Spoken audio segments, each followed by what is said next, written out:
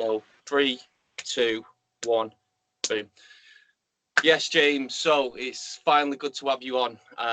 First podcast of many at the Entrepreneurs Corner. How is it over there, bro?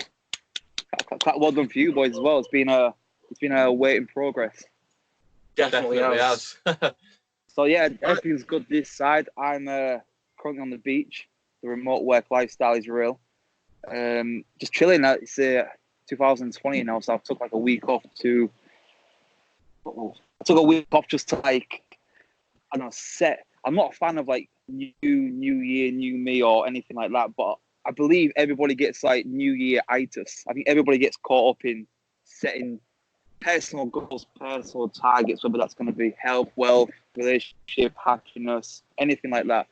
So I took 3 or 4 days off away from the phone, and yeah, I'm itching to get back to everything now that AI is back on.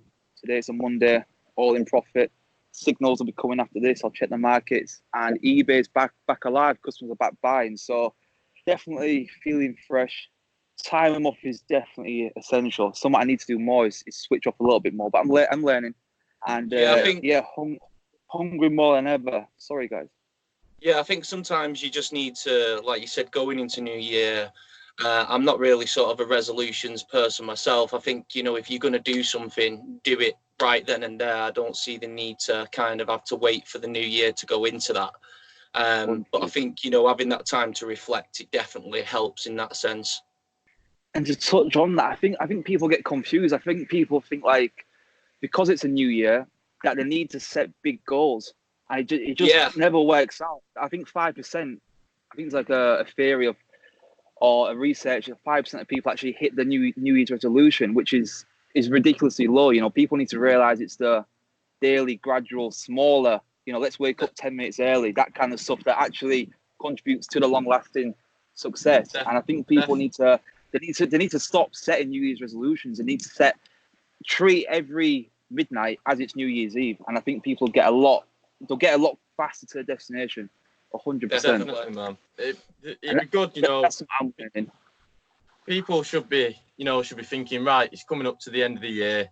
They should be planning 3 months before it's the end of the year. They should be putting the smaller steps in place so that when it comes to the new year, it's not all of a sudden just a big sort of drastic change. Should be slowly working the way that when it comes to the new year, if they want to do like whatever they want it is to change, that then they've obviously done what they need to do. What I found myself is daily habits is 100% what makes you the person you're going in to be. And for me, I'm trying to replace bad habits with good habits. So, for example, I'm walking instead of taking a taxi. And what that's doing for me is then when I'm walking, I'm not on my phone. I have a music on, which is a relaxation, or I've got headspace to think. So I'm trying to replace just the smaller stuff like that. Walking to the gym, waking up 10 minutes early, going for a walk instead of just going on the phone. I'm trying to replace, and it's hard to do. It's easier said than done, because it has to be over time. It has to be over time. And it's so easy to slip back into the bad habits because the bad habits are the easy ones, unfortunately. That's what makes success a difficult path to take, because although it seems common sense, is not common sense, and it's difficult to put in place over 1-2 weeks. It's difficult, never mind 10, 12, 15 years, which the billionaires and trillionaires obviously have the good habits set routinely, and that's what we need to try and get to as young entrepreneurs, is set the habits as young as we can. That's it. And I think just to touch on that, if you look at sort of speakers, entrepreneurs, people like Gary Vee, Tony Robbins, if you look at them and the goal setting and the routines that they have in place, it massively reflects on the lifestyle in that sense, I think. 100%. I even read a thing that all these, I need to change settings later on, but I read that all these millionaires and billionaires that have a plain T-shirt on purpose. It's because you make like X amount of decisions each day, and the less you have to think about, the more correct you get the decisions later on in the day. So picking out something to wear in the wardrobe is a decision, and if it's already done for them, it's another less decision to make. So that means their percentage of decision making goes into a higher success rate. There's all this, there's so many studies out there. It's so hard to keep up with everything, but if you just trying to minimize the goal setting and the objective setting, keep it to a basis, and have what I like to do is like to split them up. So I have my health under one column, I have my finance under another, I have my family and relationships under another column. And I find if you split it up, it's not just all. It can become overwhelming. You look at it, you're like, fuck, I've not reached my financial target, you know, and it overwhelms the other ones which you have hit. So you need to really split them up and think, you know what, my fight, because you know what, something I've learned is you cannot have. It's super hard to have a healthy lifestyle, a successful business, and a healthy love relationship. To get the balance of all three is ridiculously hard. One has to give way to another. One has to give way sometimes. And that's why I need a partner like Ploy who's on the same. You know, sometimes she's second best to me sometimes, and she has to understand that. And sometimes I'm second best to her. You know, if there's a call or a Skype that has to be done, and she wants to go for like a date or a dinner date, you know, that has to make way for this, because you need to have you need a healthy relationship. If you're a young entrepreneur and you're doing business, you need a healthy relationship, foundational to build up. No distractions. You need somebody like I think Buxton Malone says it all the time. There's no successful man without a strong woman behind. You either need that or you need to be single for the first 1 to 3 or 4 years, I believe. And I think people get I don't know, to get the money, and then they get the lifestyle next, and the girls come, and it throws them off track. And that's why you see these successful people not so successful 3 or 4 years later down the line. Like you see Scott from Geordie Shore declared bankrupt last week. I'm like, you know, this guy charged me £1,000 a shout. How are you fucking bankrupt, you know? But something's not right. But something's not right. Something's not right. Yeah, something's not right. Something's not given way enough to have the control of his finances, you know? And obviously, it shows it. You hear it all the time. And just to touch on sort of the relationship side of things, like you just said there, I think, you know, that's something I've kind of realised over these last sort of year or so, is that if you're going out looking for a girlfriend, unless she's on that exact same level, on that exact same wave path as you, if you're an entrepreneur in the making, they need to understand the lifestyle that you're trying to achieve. Now, they have to understand they're going to come second best. If you're a real entrepreneur, if you're a thoroughbred entrepreneur, the girl and the guy has to understand that they are second best. Of course, and I think, like you just said, that's why, you know, you and Ploy have got that mutual understanding as to why it works so well. Both on that same level, same journey. That's it, 100%. And you know what, we both want the best for each other, you know, because business is super competitive. And if you do business with friends or you do with family, you know, that competitiveness can sometimes get the better of you. And that's why family businesses don't always work out, or businesses with friends work out far less than solo entrepreneurs, you know, because there's always that bitterness and that rivalness, you know, who had that idea? I had that idea. No, I had that idea. And, you know, there's not, you dilly-dallying over ego in us instead of actually getting the job done. And with Ploy, when you do love somebody, you always want to peg up, you know, it's like you want to peg up butt together. You know, you both want the harmony. And I think, listen, I'm living the 0.01% life of an entrepreneur. I've been living 0.001% of doing it with and building up my partner's business too. Is I'm super, super lucky to be in this position. But that comes through selectiveness. That comes through this girl's got it, this girl hasn't got it, this girl's got potential. But, you know, it comes through. You have to be selective. You don't just jump at the first part and make it work. You know, it's come through. I've had to, you know, meet many girls to meet boys. It's simple as that. You know, not just through. It comes more through character building. It comes more through resilience. It comes more through. It's a different characteristics you need to look for, not just a general life partner as you would if you're not an entrepreneur. You need to look for different personality types of 100%. And I think as well, I'm quite a strong believer in that. You know, if you go out looking for it, if, you know, you're one of these guys who's on all the dating sites and all the rest of it and trying to force something that's not ready to happen yet, it's not going to happen, and you're not going to find that right person. It's almost like she kind of needs to come to you, or the universe needs to let it happen when it's ready to happen. No, definitely. So with Ploy was in my inbox the whole journey of becoming an online Instagram success. Basically, she followed me when I had like no followers. So when I first got to Thailand, I met Ploy. And she was there the whole time. So when I was looking for a partner, or, you know, got a bit lonely, I was out in the bars and the clubs on Tinder or whatever you do to find a partner. She was there the whole time. So sometimes don't look for it. Just trust the process. Trust the process. And how is it that you actually, like, you know, come to like meat ploy? How did that all come about? So fucking hell. So basically, you fucking stitching up there. But basically, I was dating one of his now ex friends. It was like there wasn't friends. It was more acquaintances. You know, they knew each other from the clubs, from the bars. It wasn't close friends. And the girl I was seeing introduced me to Ploy in a club in a bar. Then we exchanged Instagrams, and me and the girl one broke up, split ways. I went traveling. I went to Australia, and she stayed back in Thailand. And then Ploy followed me. I followed her for like a year and a half. No, it was just like liking each picture, a few comments, but nothing like no conversation. And then she replied to one of my stories. We still argue who replied to who first, but she definitely replied to one of my stories first, 100%. And then she's giving me the eye saying, "No, I didn't." She definitely did. And yeah, then I flew back from America to Thailand. I didn't know what America and the Caribbean was like a set journey. I had plans, and then from back to Thailand, I had no plan to where to go next. And Ploy quit a job pretty much before I even come back to Thailand. She already quit a job because she believed in what she was doing so much. She was building a Beach Boss Babes brand where she wants to sell like body cream and body gel and all this stuff. She's got endless possibilities. So she was building that, and she trusted that so much that she actually quit. She had a good job here as well. She quit the job, and it gave us freedom. So what I did is I tested her twice. On the first date, it went smooth, and on the second date, I said, right, how spontaneous is she? Because if you need to be with me, so if you're going to be with me, you need to be spontaneous, right? So I said, listen, how about we go to the airport now, and we get the next flight out. It could be Singapore, could be Dubai, could be anywhere. We had a flight to the Maldives on a Sunday, booked already to go. So this was like the Tuesday. So it had to be within proximity of return dates to go back to the Maldives, right?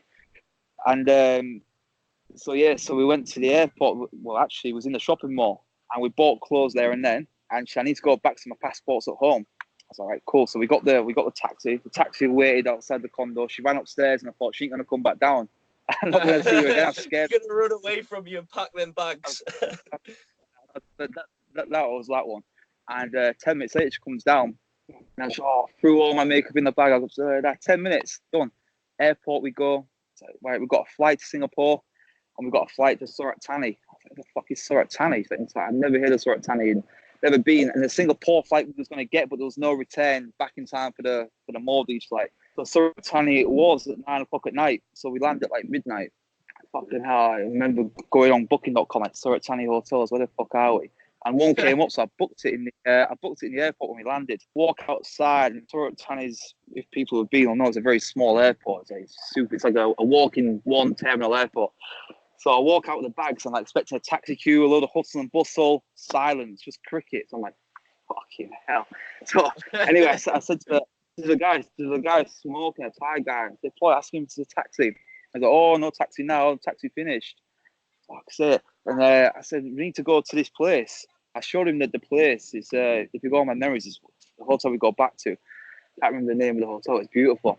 And he's, oh, very far, very far. I was like, how much to go? How far? He's like, very far. I was like, how long in hours, in distance, in kilometers? Oh, 1 hour 30. I'm like, fuck, I'm like, how much? He's like, oh, too much. I'm like, how much? He's tell me a price. He's not a taxi driver, you know, I don't know who this guy is, but he looked trustworthy and an old guy. You can normally trust the Thai guys and Thai women for that. And 4,000 baht. I'm like, oh, cannot. He said, here, may die, too much. He's like, it's 12 o'clock. 2,000. I was like, no, we agree 3,000 baht. It's about 75 quid. And we get in the car, we're driving. We both fall asleep because it's like 1 o'clock in the morning now. And we get to the hotel, right? I'll never forget. I'm so tired, I just want to sleep, you know, just want to get in bed. And get to the hotel, silence. All the lights are off. There's nobody in reception. I'm like, oh, fucking hell. What's the one you've got to check in before 10 p.m. or something? And I'm thinking, fuck this one, right? You're fine. She's never going to come traveling with me again. Okay, right, amateur. So anyway, we get in, a light comes on, a torch. Fucking hell. If you think we're robbing the hotel. And a security guy goes, what's your name? I said, give my name. And, oh, okay, your key here. Pay in the morning. So that was that. Fucking went to the room, woke up because we had no idea where we were staying. When he was on the beach, we didn't know like what type of beach or where the beach was. It's our first time. Woke up in the morning, opened the door and walked out. Fucking hell, one of the most beautiful places I've ever been. I've been there a few times. On every resort in Surat Thani. If you're ever traveling in Thailand and you're going to Samui or any of the islands, stay at a resort, right? I fucking swear. It's like the water's like the Maldives, man, and it's a white sand. And you know what? There's about 8 or 10 rooms in the hotel. And we also been like the only one of 2 rooms there. We had it to ourselves. It was like waiters on us. We had like fresh coconuts in the morning. It's like a proper dream. And I think that's what been kind of that realization when like you woke up and looked out like, yeah, this was all worth it. all worth it. But you know what? It's just going back to like spontaneous. Like 9 hours before, we was in a shopping mall, not knowing this place existed. You know, that's why I love what I do. So when I travel, I book one night in a hotel and I never book an outgoing flight. Sometimes in the airports they say where you going to next. I look like such a drug smuggler. I'm like, I don't know. I was like, what do you mean I don't know? I was like, I'm not sure where I'm going next. I've not got my. I've not decided yet. Yeah, exactly. It's like that. And so they make me book a flight there and then, but I show my stamps and sometimes they're all right. But some countries need an outgoing flight before they let you board. So I book like I've wasted about £1,000 on some outgoing flights which I've never got on, which is ridiculous. But that's the process. So yeah, so that was that. So that was that. We're playing and we flew back. We had the best time. Then we went to the Maldives, and then just got on so well. And she was like just day one building a business. You know, I was giving her all this spiel about how we can build the Facebook profile, how we can build the brand, how we can do all this. And she was like, yeah. And listen, we've never been apart since. Never had one night apart since all this. So that really is something, man. It's a real story to tell. So it's like a 10-year relationship I'd say, because I've been together just over a year and a half now. Every day, every night, you know, we've seen each other and we've gone through so much experience of not just for the business, but actually through traveling. You know, we've been to like over 50 countries together in a year and a half and done all, and we've all done like, so she's ate something for the first time, so have I. So we've gone through so many new experiences together, yeah. Exactly, and that just exponentially grows you as a person. Definitely. So now we're here. She's clear focus. We're both clear focus, and happier than ever. Now, James, I just kind of want to like rewind a little bit. So if you just want to just sort of tell us a bit about where it all started with you personally and how you've ended up on this journey now. Okay, how far back do you want to go? I mean, I can go back to, you know what, because I've never been asked that. You know, I've got like, people have seen jigsaw pieces of my story. Like people at school have seen the school days, people at uni have seen the uni days, people of Ibiza have seen the Ibiza days, and obviously Ploy's seen this new era. I never actually put together the jigsaws for people. People have just seen half a jigsaw. You know, some know more than others, like friends and family, but I don't think nobody knows the full what it's taken, or not what it's taken, but how many different endeavors I've failed at and tried at to get to finally the success. So I'll start with 12-year-old me. 12-year-old me was that's a good starting point, I think. But I don't want to dwell on this too much. I know you guys have got questions about like now, the lifestyle now and down days and all that, which people want to hear. So let me try and give me a life story in like 10. Try and cut it down to 8 minutes so I don't bore people yet. 12-year-old me was these playground hustles on that was me, but on a bigger scale. I'm not into penny sweets, and the money of the penny sweets just didn't interest me. I was selling bigger stuff for bigger profit margins. So let me go back to 12-year-old me. So 12-year-old me was a free paper round.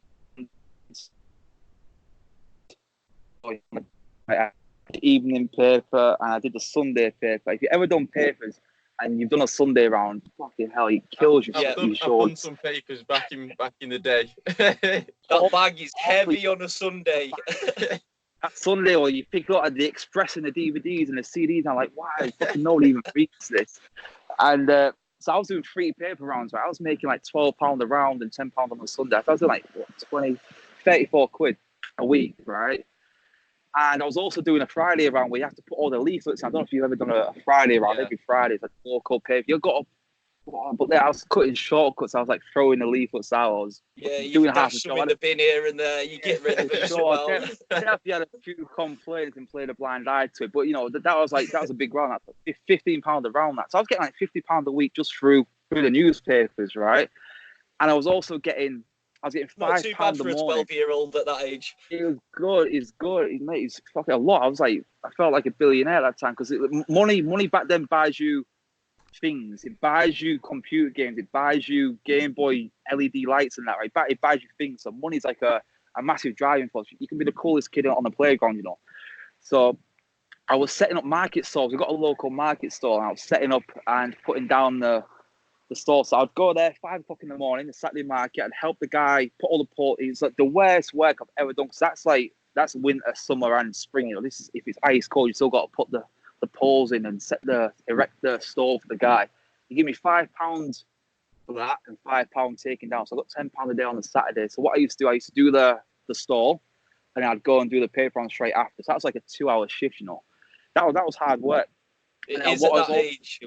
It is, mate. It's non-stop, but I love the money. It's cash in hand, which when you get £50 in your hand, it's like it's a nice feeling. It's a nice feeling. For sure. So I've been around money from a young age. So that was 12-year-old me. 13-year-old me, I wanted to do some pot washing in some cafes. And I remember going to all these cafes and I was like, sorry, you need to be 16 legally to be in any kitchen. It's like, fuck's sake, now there's a rumour going around school that someone's working at this cafe. So I go into all these dodgy cafes, like, I'll do it for cheap, I'll do it for free.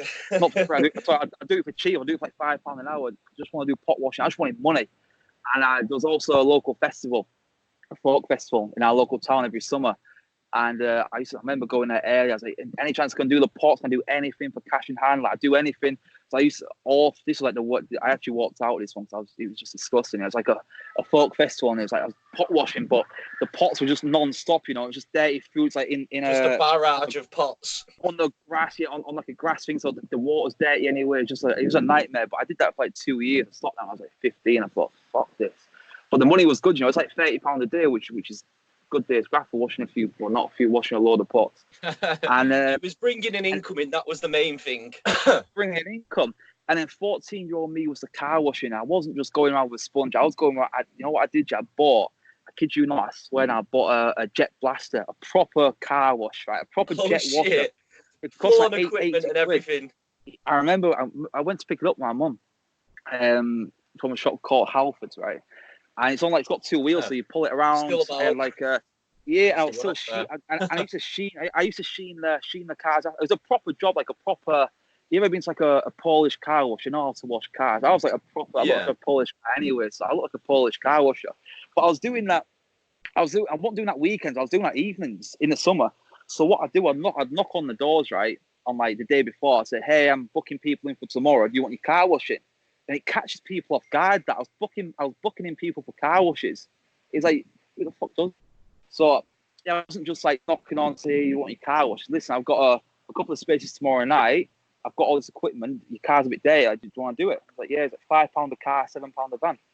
And then from that, as soon as I finished the car, I'd book them in for 2 weeks' time. So now I was scheduling car washes. I was building up a real report. I remember I had this little diary. I wrote them all in. Sometimes I wasn't even washing cars. I was just knocking on the doors saying, do you want your car washing tomorrow? I had no equipment on me. And people would be like, yeah. And the amount of times I had no's, and I think this is why I built up so much resilience of no's, because getting a no when you're 14, someone's face at like 8 o'clock at night on a summer's night is it definitely builds up character for sure, 100 million %. And that's definitely contributed to all the no's I've got over the next 10, 12 years for sure. So that was that car washing. And then I got into, if you read my ebook on eBay, you'll know about the autographs. So this was a ridiculous time in my life. Like 6 years, like dominated. It was quite a bit of a turning point for you in your life when you started to do everything like that. This was crazy. This introduced me to the eBay. So what happened here, just to really skim it down, is that I met Ronaldo in traffic by accident. He signed my football shirt I was wearing. Absolutely buzzing. Took it to school. Like everybody was like surrounding me, wanting to see it. And my neighbour offered me some cash for it. Yeah, he offered me like £100 for it. I mean, for me, I was like, yeah, because I thought I could get another one. So I said, yeah, I'll take it. And Dad was like, no, actually my mum was like, no, you let him think about it. Let him think about it. He wants to frame it.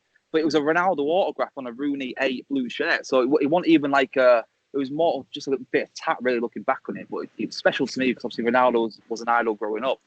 Yeah. So I remember 100 quid. I thought, I couldn't sleep. I was like, 100 quid's fucking good money for that. You know, the shirt was free. £100 just playing on your mind at night time. I know what mum was thinking. She probably paid 80 quid for the shirt, so she's thinking, hang on.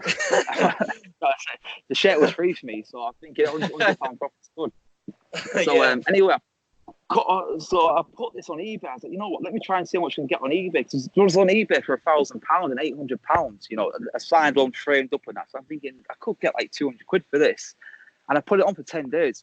And this is the moment that definitely 100% changed the course of my life. This exact moment, right? So 10 days, nothing, no bids, about 2 watches, a couple of questions like what size is the shirt, right? It's a medium man's. I was quite a big guy. It's a medium man's. And it's a shirt being worn, yeah, all these negatives, you know, trying to bring the price down. I give you £30 cash, I give you 50. I'm like, no, I've got £100 already here. I'm all right for that. I let it go on bids. I had a reserve of £120 because eBay is 10%. I was like 14 at the time. This is on my mum's eBay account. And it comes down, my dad's asking me, anything on the eBay yet? Any bids yet? I'm like, nah, nothing. So I just keep it. And about, 3 minutes left, I'm sat at home watching it. I'm thinking, come on. It's like a couple of bids now. It's like £36, you know. I'm thinking, come on. Because I know eBay's always been known for last minute bids. Always has since day one. That's what makes it exciting. It's all about them last minute bids, isn't it? It's all about them last minute ones. It's like, I'm sat there, I'm sat there reliving the moment now in anticipation. I'm sat there, it's like 1 minute left, 59, 58. I'm thinking, but it's a win-win for me because I love the product. I've got £100 either way. If it sells, it's a bonus. So I've got a reserve on it. So I'm like sat there, I'm like, come 30 seconds, 29, and it starts going up, you know, 52, 54, goes from £2 after £50, 65. Dad's fucking out, 80 quid. 80 quid now, 10 seconds left. Bosh, mate, 120 reserve met because it goes from red to green then when the reserves met, it goes like a green colour. The colour of money. Light go on. The colour of money, and then 160, 220, went for like 242 and a few pence. And that for me was the moment that I was like, oh fuck, I just made literally £242 in what seemed like a matter of 30 seconds. And from there, it's like, the first thing I said, how can I get more? How can I get more of these shirts? How can I get better stock? How can I get better? And next week, I used to go to all the Man U games anyway. Every game went to. I had a season ticket. So I used to get the autographs before the game, after the game. What I used to do, I used to get the autograph going into the stadium. I list it on eBay whilst the players are warming up. I'd sell it during the game. So I'd go home after making £100, £150. So the minute I've got it, I put it on eBay as I buy it now. Say if like Rooney scores a goal, it sells the same day. You know, it's ridiculous. So that took a turn. I was doing that every day. So I basically moved to Manchester at the age of like 14, 15 and just lived at my friend's house. And I was doing like, and then the players got to know me, which was good when I was 14, 15. But then when I got to like 16, 17, 18, some of them got a bit nasty. Not nasty, but a bit more like, you're selling these. I'm not signing for you no more. Like, basically, Rio Ferdinand was like, F off, you're not welcome around here, you're a seller. Oh, which I was selling, but I said, Rio, I'm a season ticket holder, you know, it's paying for the season ticket, but he didn't want to know. So what I was doing then, I was paying. Just didn't respect the hustle. Didn't respect the hustle, mate. Not whatsoever, which is a shame. It is, because obviously someone being in his position, you'd think that he kind of would respect the hustle in that sense. 100%. He's got his magazines, his clothing range, his caps. Like, he's got his thing going on. So yeah, but another big no, and you know, so that was a big slap in the face. Like another no, like, so I had to learn to deal with that. And I got banned from the training ground. I got banned from Man U. There's a picture of me on the dressing room wall, and don't sign. That was Ben Foster told me, that listen, now, what I used to do then is not go to the training grounds, go to the train station where they train, or go to the airport when they fly to European games. And Ben Foster was like, listen, mate, I can't sign for you. I've been told by Sir Alex that I can't sign for you. And what I used to do then is I used to get the kids, like 12, 13 kids that are there just to take pictures, saying, listen, if you get these signed, I'll give you £2 or £3 a picture you get signed. So they was making money, and then obviously it was new faces for the players. So the players were signing for these kids, and then I was buying the pictures and selling them. So I had I had a big operation going, to be completely honest. I had about 8 or 9 workers every day.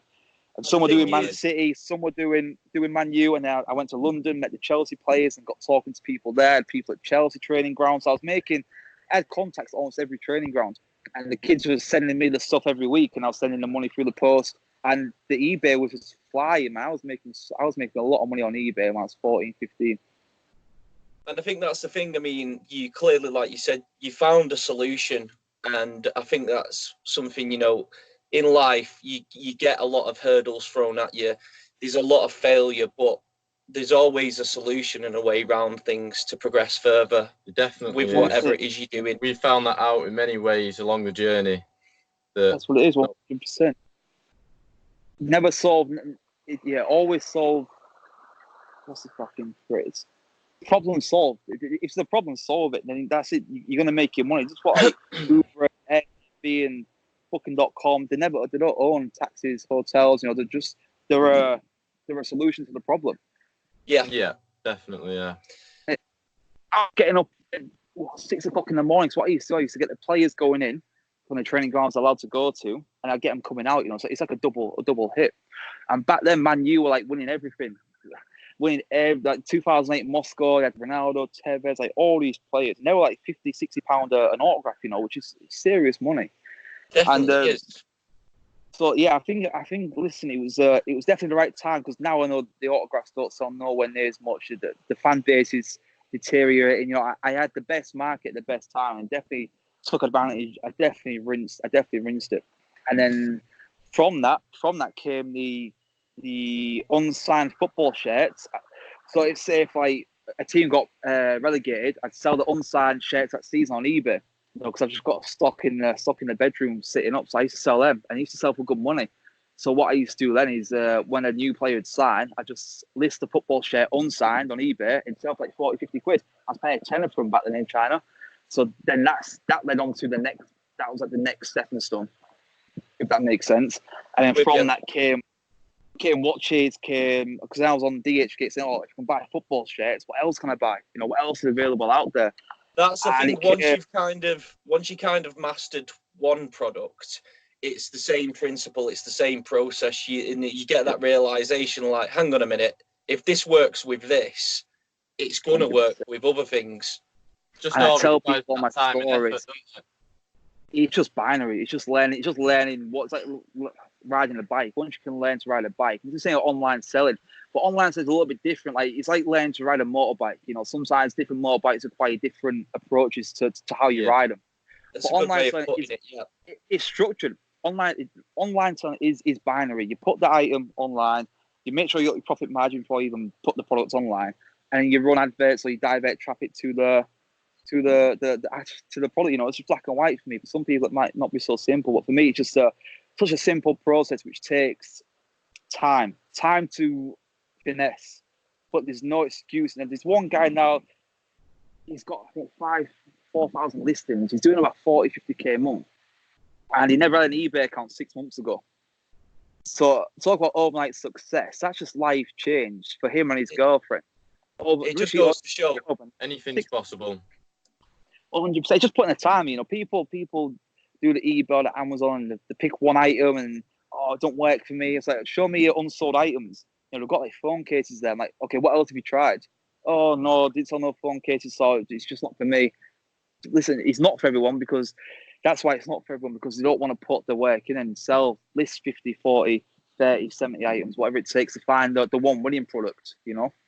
And I think that's the thing, isn't it? Like, in the sense that people seem to think that, they might be stuck in a certain position. But we're living in a day and age now, 2020, where literally, as we've witnessed with that guy that you just mentioned, he'd never had an eBay account before. Like, life can literally change overnight in an instance. 100%. As long as you're reading, as long as you're consuming the right content, you're always learning, always being a student is super important, especially in our generation, because stuff's moving so fast. Every day's a learning day, man. You need to be a yes man. You need to welcome change. If you're against change, you're never gonna keep up with the times. People are gonna overtake you constantly. As we're finding with companies, Toys R Us never updated their approach. The body shops in trouble. They never updated their approach. All these shops, And they're all closing down. As it is with people. It's the same with people. People will overtake you as people learn. Definitely. And I think there's a lot of people out there who have the 9 to 5 and they go to the job and, you know, they get home from work and they just, you know, put the TV on, watch Coronation Street or whatever. And, you know, I've had people message me before saying, you know, I've got a job, am I going to have time to, like, you know, do all this stuff, you know, for eBay? But the thing is, it's just utilising your time. It's just, you know, it's going to work, doing the 9 to 5 and then coming home from that and then working on yourself. Whereas I think it's the poorest excuse. Time is just the poorest excuse ever, man. It's just when someone says I've got no time, just laziness. It is. Because if we actually put it in perspective, there's 24 hours in a day. Well, even if you're working a full 9 to 5 each day, that's 8 hours, okay? And then let's say you're sleeping for maximum amount of time, even if you're sleeping for 8 hours, that's 16 hours. You're still left with 8 hours in a whole day. So you kind of need to ask yourself, like, what are you doing with them over 8 hours? Time? So I've lived it, right? When I was in my 9 to 5, I would come home, listen, I would chill, I would be on my phone, I would watch United games whenever they're on, but I would still make 3, 4, 5 grand a month extra on the side. You know, the issue is with people. People spend time, don't invest it. So what I mean by that is people spend time watching Netflix instead of investing it watching an e-course. People spend time flicking through social media instead of investing time reading a book. More people spend time instead of investing time, and that is the difference in success and failure, or how fast you get success. The more you invest time, the faster you get the success. Exactly. 100%. Looks like it's going a little bit dark for you there, James. It is, but you know what? How about we carry this on tomorrow? We'll cut it now and carry it on tomorrow, yeah? Because there's no other lighting around here. Right, with you. Fucking get it, boys. Let's go. Right, sit. Let's go. Right, James. So, welcome back to the podcast. For anybody who's watching, we've had to do this podcast in 2 parts. Last time we had a bit of an issue with it going dark and stuff, didn't we, James? You know what? Just to add some depth into the audience, and this is what entrepreneurship about. What time is it where you are now, boys? 25 to 1 in the morning. 25 to 1 in the morning. I'm here about 6, 7 o'clock in the morning. So it just shows that entrepreneur and all this stuff, it isn't what you're. Basically, if you don't like early mornings or late nights, don't bother. It's simple as that, in my opinion. So yes, it's all worth it. This is it, bro.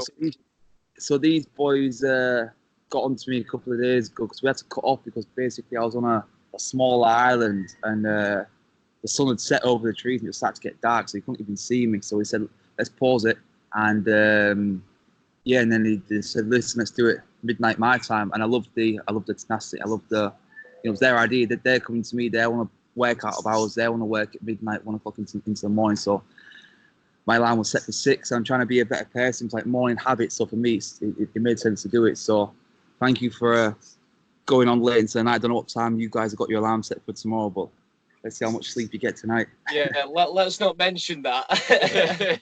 Too early, bro, but it's all good, man. Like you say, this is what it's all about. And I think sometimes to get the results, you have to do things like this in entrepreneurship, like you were saying.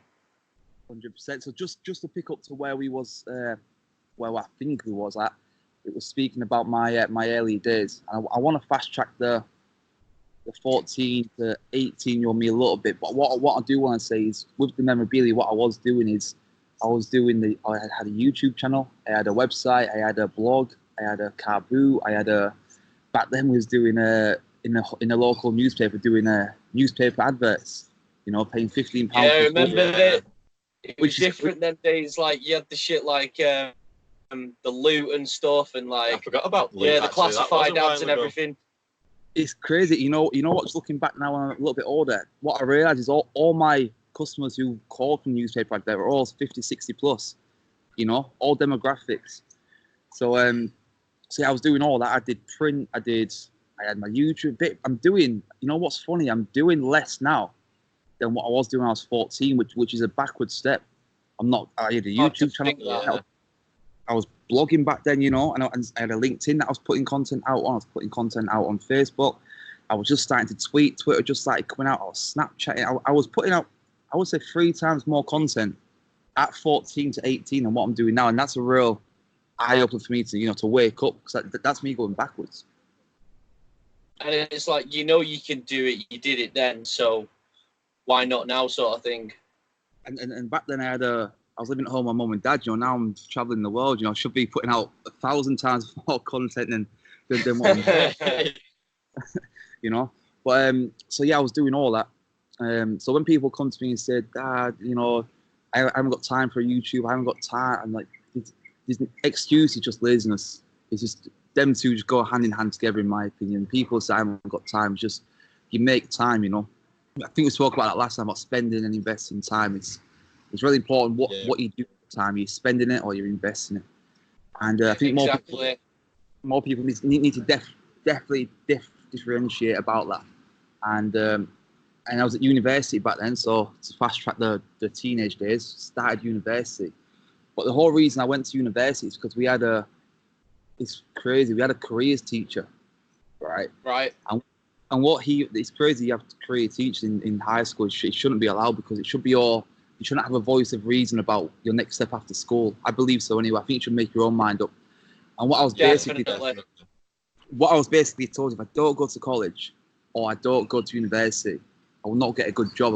I will not get the good grades. I will not get the degree. I have no chance. Is what the base. And I think this is a big problem in society. Like, a lot of younger people these days, and even in our generation, a lot of them have had it sort of indoctrined into the belief systems from an early age that, you know, like you said, you go to school, you go college, you go uni, you get a job, get married, all that kind of stuff. You get married at 30, you settle down, and then that's it. You go on your 1 holiday a year, maybe 2 if you get that promotion. If you're lucky enough. And to put it straight, it's a complete other bollocks. If you do that, you're going to be trapped into the system. Listen, I know people who have been successful playing the system game, but listen, it works out. If you take the risk, you're going to be a lot more happier in the long run, 100 million %. And touching on that, so anyway, my idea was, after school at 16, I wanted to go and get a Apprentice Trust grant to open up a store to sell the memorabilia in my local town, right? Right, and, makes sense.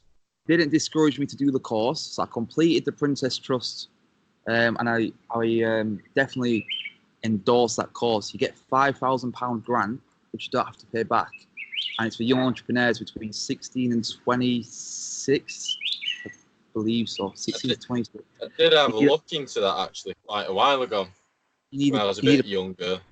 You need a business plan. You need a little bit of confidence. You need to know what you want to do with the money. Basically, how's the money going to be spent? And mine got accepted.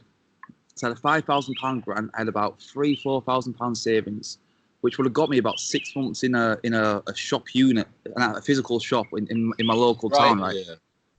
So, and I was at that age where I would pay half business rates, because business rates is what kills. It's what's killing the shop. Kills. Yeah. So I would have got half business rates because of my age, and I was actually discouraged from doing that. My careers teacher, because what happens with everyone who's listening who knows him from school, we had a guy called Mr. Jones, and we'd all have half an hour sitting with him every month. What you want to do? And he basically taught me out of, because, you know, this guy's a careers teacher. He must know what's best, right? He's like the course. Yeah. So he said, listen, you should go to university, because I'm on course to get the grades to get accepted. I should definitely do that. And then if I still want to do the shop, then I should definitely go and do that when I finish uni and got the safe degree, right? So he basically just fucking wasted 3 years of my life and got me into £20,000 worth of debt. And so basically told me, don't take a risk. That's what he basically said. And this is what we're taught not to do, is not take a risk. And not take a risk and live in that, you know, comfort zone of the conventional society. And unfortunately, I listened to him.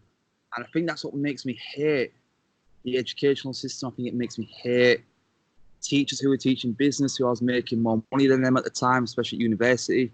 And, because I thought it was just my point of view, and I thought I was being a bit of a, I don't want to say the word, but a CUNT.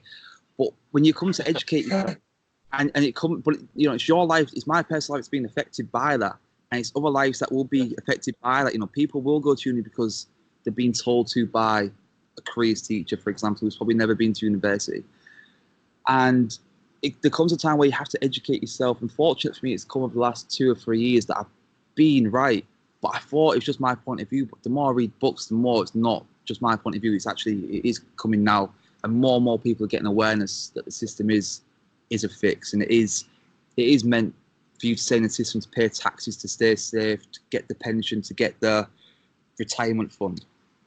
Yeah, I think definitely, like you say, more people are sort of waking up now to, hang on a minute, it doesn't have to be this way. It doesn't have to be that way, no. We're living in 2020 now, and we've got all these opportunities at our fingertips. Literally. Crazy that we can have an 8-year-old YouTuber with a bigger audience than probably the BBC News. It's crazy. Exactly. Definitely. Was he doing like something like 20 million a year? I think he did. It's absolutely ridiculous. But I bet his career teacher would have advised him to go to school, finish school. It's just a load of. Of course, probably, yeah. People need to learn that. I think Justin Bieber, when he was breaking through, that he was like, he's too young, it's too much money, too young. And maybe it is too much money, too young, but they're saying he should finish school and then tour. It's just a really bad point of view, in my opinion. If you're lucky enough to break through on social media, you should seize that, because that is where the opportunity cost is now. You have to look at things as opportunity cost is. This is the opportunity. I've got 1 million followers on TikTok. Okay, I'm a 14-year-old schoolgirl in America. Now, do I pause this and focus on my studies and then pick this up in 2 years when she's no longer relevant and someone else has got the attention? Or do I live in the moment, pause school and just smash this? And I believe the rapper girl who said, "Catch me outside, how about that?" I think she's called Bad Barbie, as a rapper now. She dropped out of school when she went famous, and now she's a multi-millionaire. She took that jump. Just goes to show, doesn't it, really? Sure, and it's all about because now, I don't know about, my kids will be getting taught to open a social media account. They'll be getting taught to put content out, and that's how you're going to get ahead in our generation, especially ours now, even more so when we've got kids. It's going to be who's crazy. The platform of attention is changing from a CV to a Instagram profile. In 10 years it'll be something else. 10 years, like my CV now, if I was going to go for a job, God forbid I had to apply for a job. If it all went tits up and I had to apply for a job, I wouldn't be taking a CV. I wouldn't be printing off a CV what I've done. I would be printing off my Instagram profile and discussing people what I've done. Yeah, and breaking that down to them. Yeah, look at this. Exactly. I'll show you something. And it's not like that. And for people who are, I know you'll have a younger audience. I definitely have that. People are going for interviews for the first time. Do not. And I see people, I need help with a CV on a Facebook that says a CV gets you the interview. Granted, because it's just a checklist. Have you got that? Have you got that? But what gets you a job, and if you're going for an interview shortly, it's how you come across. It's how much you show dedication. It's not how much you want the job, how keen are you to start tomorrow. It's not how much you love this. It's how you come across and how you present yourself, how you talk to the interviewee that's then going to get you the job. Because I believe that, listen, nine people out of 10, including myself, including you guys who are working now, need a job to begin with, to fund whatever you're doing, to give you routine, and to also let you know the opportunity of what you're doing. This, if you don't, okay, this is a 9 to 5. This is safe. You can get a job tomorrow anytime you want. This is how it is. Okay, do you like it? Some people do. Some like my sister loves it. My sister loves safety. She's on 25k a year. She gets a company car. She's got a baby boy now, so she doesn't have security because she can get made redundant at any time. But she has a little bit of stability. She has a routine. She's not an entrepreneur. She's not an outside thinker, and that's completely fine. Not everybody is, but we're living in an age now where entrepreneurship's cool, and everybody wants to be an entrepreneur. Exactly. Because, like you said, in terms of like your sister there and stuff, it's fine if you are living like that sort of life. You've got your job, you've got a good career, and if you're happy, then fair enough, really, isn't it? Yeah, that's absolutely There's fine. nothing wrong with There's that. nothing wrong with it. But as you just rightly said, it doesn't have to be that way in this day and age now. The opportunities are endless. Literally, all you need is a phone and a laptop. That's it. There is so many things you can do now to break out of that. And just going back on track, so the careers teacher told me to go to uni. But I knew, for me, it's going to be a 3-year holiday. I treated it like a holiday, and the people, hopefully my uni friends will listen, they'll back me up. I was never at lectures. I was never there. Why would I go to uni when it's all on the Manchester Met, what's it called, the portal? Everything was there. So basically what they did in Manchester Met is that all the lectures were filmed and they put it onto the portal. So you didn't have to be there. There was no reason to go in. It was just a complete... Yeah, it didn't make sense. And to tell you the truth, what university and what school, it's just a memory test. It's just who can remember the most. That's all it is. It definitely is. You're going to pass your tests, aren't you? That's all. It's just a memory test. So I treated uni as a 3-year holiday. I was out partying, I never in lectures. And I'm not just saying that, I genuinely was. People who lived with me at uni, you know what's funny? The second year, I'll shout them out. It was Nathan and Alex. I lived with these boys. And we had the best year of our life. We had... But it came to the point where we're looking for final year accommodation, and they basically told me they didn't want to live with me for the final year, about a week before the term started. And this came from the parents, because their parents said, it's your final year, James is of course. Yeah.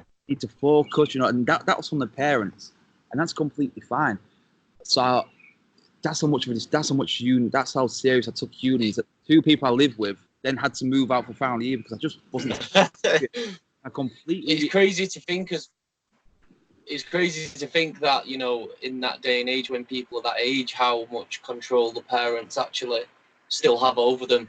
It definitely is. 27, 28, and they're still listening to the parents' advice. I mean, we won't mention any names, but we've had people, messages on Instagram saying, they want to get involved, but the parents sort of, they're not really too keen, or they don't know anything about it, and they want them to go and, do whatever it is that they're doing. But yeah, I just think it's quite crazy. But it's just the way things are, I suppose. And I suppose over time, as our generation gets older, things will become a bit different. Oh, because one thing's for sure is that fear is definitely, I think, the biggest killer of dreams, and I think that's a massive thing. 100%. We're taught to play it safe. So basically, what happened with me is I went on a boys' holiday after our first year. No, after our A levels. That's A levels. So we went to Cabot, 8 of us, to celebrate and have our first lads' holiday. And it came to the second to last day. I was like, I don't want to go home. I don't want to go back home. I tried to get jobs in bars. And pretty much every bar said, yeah, you can work here. It's €20 a night, blah, blah, blah. And it came to the morning of the going home. And the bus had come to pick us up to take us to the airport. I said, boys, I'm not going. I packed my bag. I moved out. I'm waiting with everybody. I'm not getting on the bus. So you have to come. We've got a flight home. You have to come. You got no hotel. I had no money back then. I had very little money. And someone came across me, and the 7 boys went home. I ended up staying. And I called my mum. I called my mum first. And I said, Mum, I missed the flight home. She said, oh, it's all right. I'll get you another one. Just stay where you are, love. I'll book you another. She thought I missed it by accident. I said, no. By accident. Yeah. Little did you know that it was all part of the plan. Yeah. She was like, you're joking. I said, no, listen. So where's your friends? I said, they're probably at the airport about to take off. So anyway, I had no money. She sent me 250 quid. So I remember I was walking up and down. I was a bit lost. I had no friends there. I was like, fuck, why have I done that? And I got a haircut, washed my clothes in the local laundry, and went back to the bar. I said, the bar, you offered me a job the night before. So can I start tonight? He's like, yeah, of course you can. That was that. Never looked back. And then every summer, I went back to a different resort and worked every summer in Greece, in Zante, in Cabos, and all these holiday resorts. And then it comes to the first year uni, and my friends, one of my best friends at the time, I said, listen, let's go to Zante. Let's sell boat party tickets. We get €10 commission every ticket. I reckon we can do 50, 60 a day, because when you sell a boat party ticket, you're selling groups of 6, groups of 7. Yeah. You never sell 1 or 2, so the commission's pretty good. So they're building up rapid. And basically he was like, yeah, let's do it. He really wanted to do it. And he come like a week before, and he's like, I can't go. I said, what do you mean you can't go? So I've been offered a job here in England. I said, oh, fair enough. Like, what is it? And he's like, stacking shelves in Tesco. True story. And Right. I said, you're joking me. He said, yeah, but my dad said I need to get some CV experience for when I apply for jobs. And I was like, and at the time, my mentality was that you're telling me that an employee, if I was an employee, I own a business, and somebody came to me and said, I've been stacking shelves like a robot all summer, or I've been out selling tickets, actively market myself and selling tickets and making my own money. Interacting with people. What's going to look better on your CV? He's like, yeah, but it's Tesco, it's a massive company. And this is the way people are taught to think. And if the people that are listening, it's not about the company you work for. It's about how you make your money. It's about what you're doing to make your money, And it's an important point. And anyway, cut a long story short, he's now in the 9 to 5 in a recruitment firm, trying to break out to do his own company, but he's not sure how to take the leap. And I'm pretty sure if he came with me to Zante to sell the boat park tickets, he'd know how to take the leap and develop himself. He'd have a lot more skills to take the leap. His life might have gone differently. 100%. It all starts with now. You have to start when you're young. And if you listen now, you're 21. You're I wish I did that when I was 18. You can still do it. And that's why I went to university. That's why I went to Ibiza. So let's just fast track that. So I worked in a recruitment company because I was selling football shirts. And my mum was like, you can't do that all your life. And I was thinking, why? I'm making so much money. I'm like, why can't I do it all my life? Like, why? Yeah. I'm like, why? And my dad's like, yeah, listen, you need to listen to your mum. It comes up, I've been doing it for 2 years. And I was getting trademark violations on eBay. So it was getting removed. It's getting a bit of a nightmare. I was like, you know what? I probably had a bad day. I probably had all my items removed. And I was like, you know what? Let's fucking do it. So I had an inbox from a girl called Steph I just met last week on a honeymoon over here.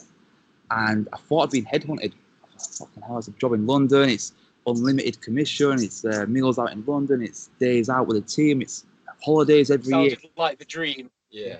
It sounded better than what I'm doing now. So I was like, let's do it. So because I was immediately available, they got me in the same day. I called her back. I said, listen, I got your inbox about a month ago. She said, oh, what's your name? Let me find you in the system. Da, da, da. She said, come in. And little did I know, these interview about 20 people a day. It's crazy. I was interviewing people like a month into my job. It's just a numbers game for these companies because so many people come and go in 21 to 27. Just another person. That's it. Literally just another number. Honestly, yeah, but anyway, I got offered the job. I was like, when can I start? So you can start tomorrow. So, to get you through the door, so you haven't got time to think about it, to put the pressure on to get you in. So I was like, all right. So I told my mum, and at the time, my ex-girlfriend, I got the job. And they were like, oh, well done, so proud of you. And looking back, I was thinking, hang on, I've just made X amount myself online. And now you're telling me, well, I'm getting £20,000 or £18,000 a job it was. I was like, just because it's got a job title attached to it. Is this the story that you mentioned in the ebook? Exactly. First eBay ebook. I believe so. And yeah, I thought so. I believe so. Yeah. So I was sat there. I was going, getting to it. I lived in Reading, and I lived in Bracknell, and worked in Reading. Sorry, it's about a 35-minute drive, but the traffic is horrendous. I can't remember the name of the road, but it generally was. I was leaving at 6:30, 7 o'clock in the morning, and getting there at 8:30, sometimes 8:45, right? And even though my office hours were 9 o'clock, if I got there at 8:45, I'd be in for a meeting. Why are you late? You don't want it enough. You're not hungry. Next time I was like, yeah, I am hungry. I do want it. But obviously, my heart's not in it. Heart was not in it whatsoever. Deep down, you didn't want it. Heart was not in it whatsoever. But, it's keeping my ex-girlfriend and their family and my family happy, So, fuck it. So, stuck it out for a year and a half. And I was like, I cannot do this no more. I cannot be pulled in for another meeting for not hitting my... I was like so we had like a £30,000 a month target. If you got 28, you poured in. I think I just made 28 grand for the company. You're paying me 6. Where's the fairness, So yeah, how's that working out? So I rounded up 3 of the best people. I said their names. It's not working there no more. Manny, who I met last month in Thailand, a guy called Jack, who's now in Dublin, and another guy called Jono, right? And sorry, Yoni, not Yoni. And we started our own company in my friend's kitchen. That's all we had at the time. So we all left. I went first. I didn't think no one thought no one's going to leave. We all want to leave, but we're scared of who's going to leave first. So I was like, fuck it, I'll leave first. So I went and give my notice in. And I'm thinking they aren't going to follow. They're going to stitch me right up now, aren't they? And just leave you to it. Leave you to it. But they all did. but we did it gradually. And working out of Jack's kitchen right at the time, it wasn't ideal because this I wanted. We was there 7 o'clock in the morning. This I was excited about. This I really wanted. So we got to start somewhere though, bro. But we had Jack's little sister there, and Jack's mum like scurrying around the kitchen, like making coffee, and the toasters going off, and TVs. It's just a complete mess looking back, and no wonder it didn't work out. And but we persevered. But what it was to me, I'll be completely honest. When it came to the summer, we'd be if we got a deal in, we'd go to the beer garden. We'd just have one. But it was never one. We'd be there all day, and then the next day nothing would happen because we'd be hungover and waking up late. And then FIFA would come out in October. We'd be playing FIFA tournaments. And, it just vicious cycle. It was because I know that well myself. It was getting too many distractions. Even though we was making, I was not making a lot. We was making about $6,000 a month between forwards. $1.5 grand a month, which is good for your own. But you got to start somewhere. That's not bad actually. It was all right, but then me and my ex broke up because she was like, "Oh, this is not going to work out. You need to get back into it. You need to get your job back," because they said we can go back any time to our jobs. We were good builders. We were good recruitment people, and she basically gave me the ultimatum that if I don't go back to work, that she's going to leave me. I thought she's winding me up there. She's not going to mean that, but she did. So we broke up. So I moved back up north with my parents. And I was working from home, which was a lot better because what we was doing is doing what we're doing now is Skyping and talking all the time. But I had no distractions. I was getting more work done. But what happened? I started to get a little bit depressed because I started missing my ex, which I'm quite openly happy to talk about. I wasn't eating, wasn't going to the gym. I was not money hungry for the first time ever, and that's not me. My mum was getting upset. She's like, you need to change, you need to do something because I hate seeing like this. Like she was crying because I wasn't eating. I was getting angry, like leave me alone. She's trying to force feed me out. I don't want to eat, blah, blah, blah, blah, blah. So I was like, what can I do? And I think in them scenarios, I think that sometimes you have to go to your lowest point before things get better. I mean, I'm sure a lot of guys watching this, girls as well, they've been in them relationships where it literally does take you to rock bottom. I mean, I know I have been myself. You definitely have, Jack. Yeah. I think it worse. It wasn't just losing my ex-girlfriend. It was losing all the family because they lived in London. I was close to all the family. I lived with them.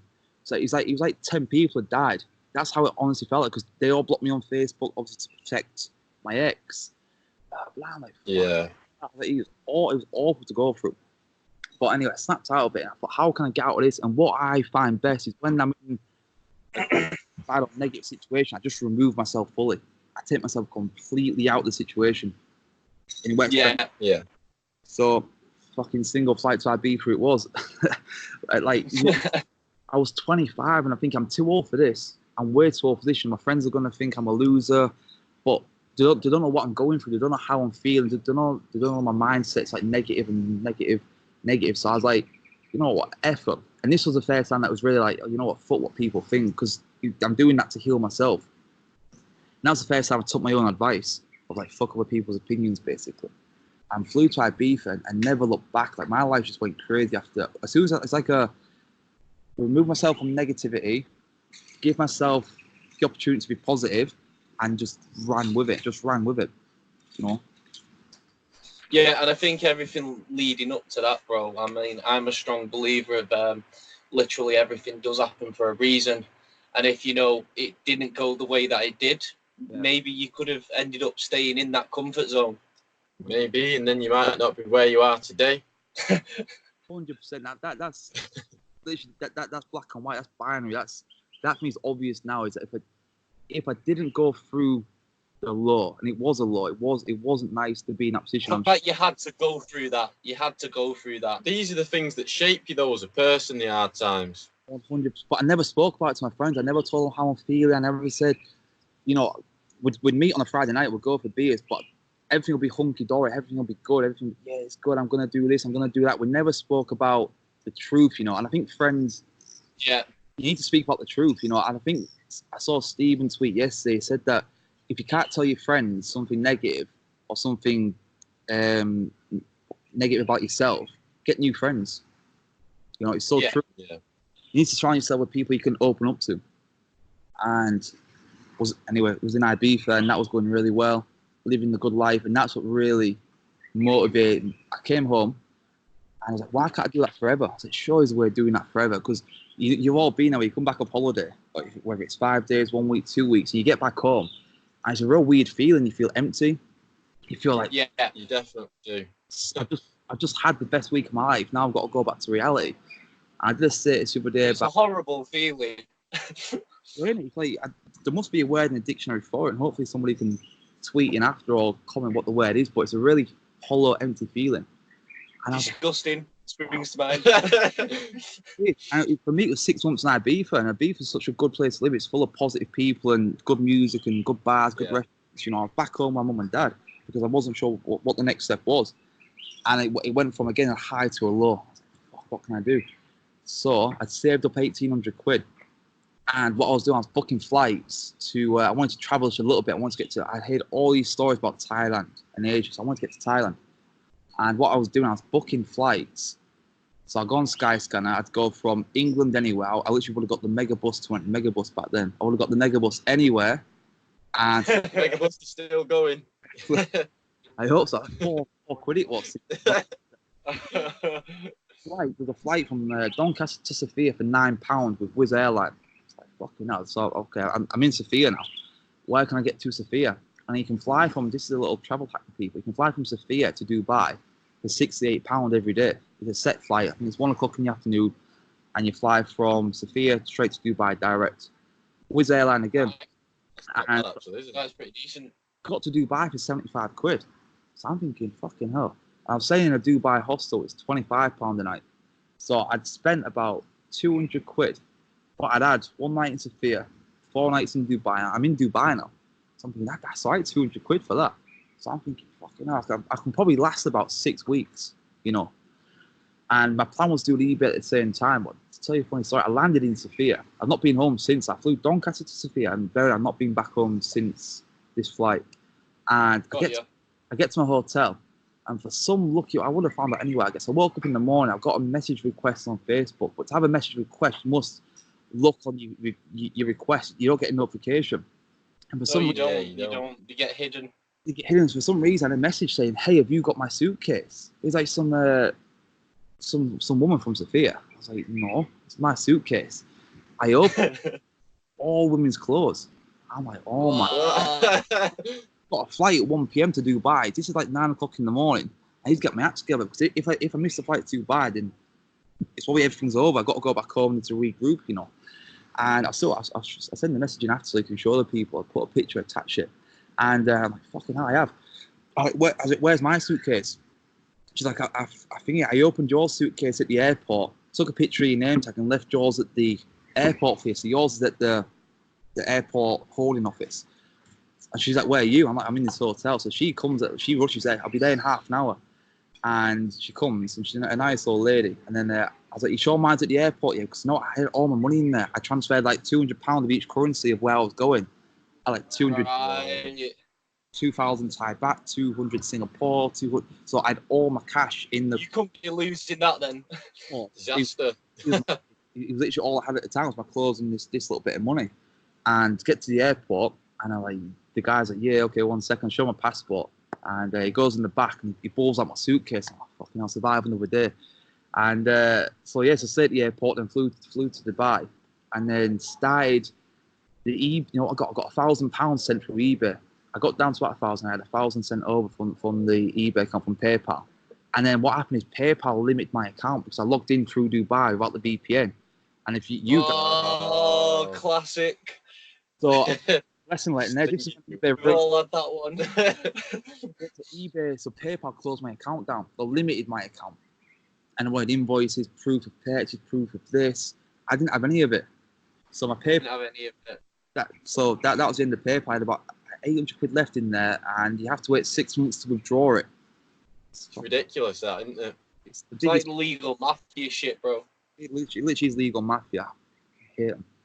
I'm sure people who listen who bought the ebook, they're probably fucking nodding and smiling. They're the worst company ever. eBay gang knows. eBay gang listening to this, they know, fam. Think about it. So that happened. I was like, oh, fucking hell. So again, negative. I've lost my suitcase almost. I got the PayPal's limit how I'm going to make money. What can I do? And I met a guy in Ibiza. He was like a Forex trader. Yeah, he was wearing boot ones at the time, which I thought was like fucking so expensive. Like, this guy's got money. So I go on Google. I go on Baby Pips. I actually buy a course. I buy a course on Baby Pips. I'm on YouTube, and I'm putting in the work. But I'm staying in a hostel, and everybody who's probably listening is probably staying in a hostel or know what a hostel is. It's a social environment where if you don't talk, you're a bit of an arrogant prick, basically. So you have to be social, especially when you're sat in like when you're sat in like the social area, because that's where the Wi-Fi is the best connection. I'm sat there. I've got people coming up to me. Hey, what's your name? Shaking my hand, smile. Like, listen, bro, I'm not in the mood to like fucking small talk now, you know. Because I'm trying to learn the course. I'm trying to learn the shit to do. And like shit's on my mind. I've got to fly to Thailand. Okay, I'm safe in Thailand. I can stay in a hostel there for like £6 a night. And I'm counting my days. And I'm thinking, fucking hell, I'll be back home soon. But I really didn't want to go back home because I've seen the light that you can make money online, right? I knew it was possible. And for me, there was no going back. Because the alternative was if I go back home, I'm back in a 9 to 5 to then fund the next thing. And that was something I didn't want to do, right? So back to square one. Exactly. That was not going to happen. And cut long story short, did all right at Forex trading. I probably making £20 a day. I was doing about, I was saying to you boys, I had about 8 to 20% of my balance. So I only had a small balance. I was making like 8% a day, which looking back is a crazy amount of money because I was probably more, I wasn't caring about risk. I was probably risking so much more on my back. I wasn't a good Forex trader, but I needed money, you know. And did I get lucky? The bad risk paid off though. You was fortunate. 100 lucky, but I made my own. I was sat in a Dubai hostel by myself, trying to learn how to do Forex. Now, if that's not making your own luck, I don't know what is. So I was putting the hours in. I was working fucking hard for that.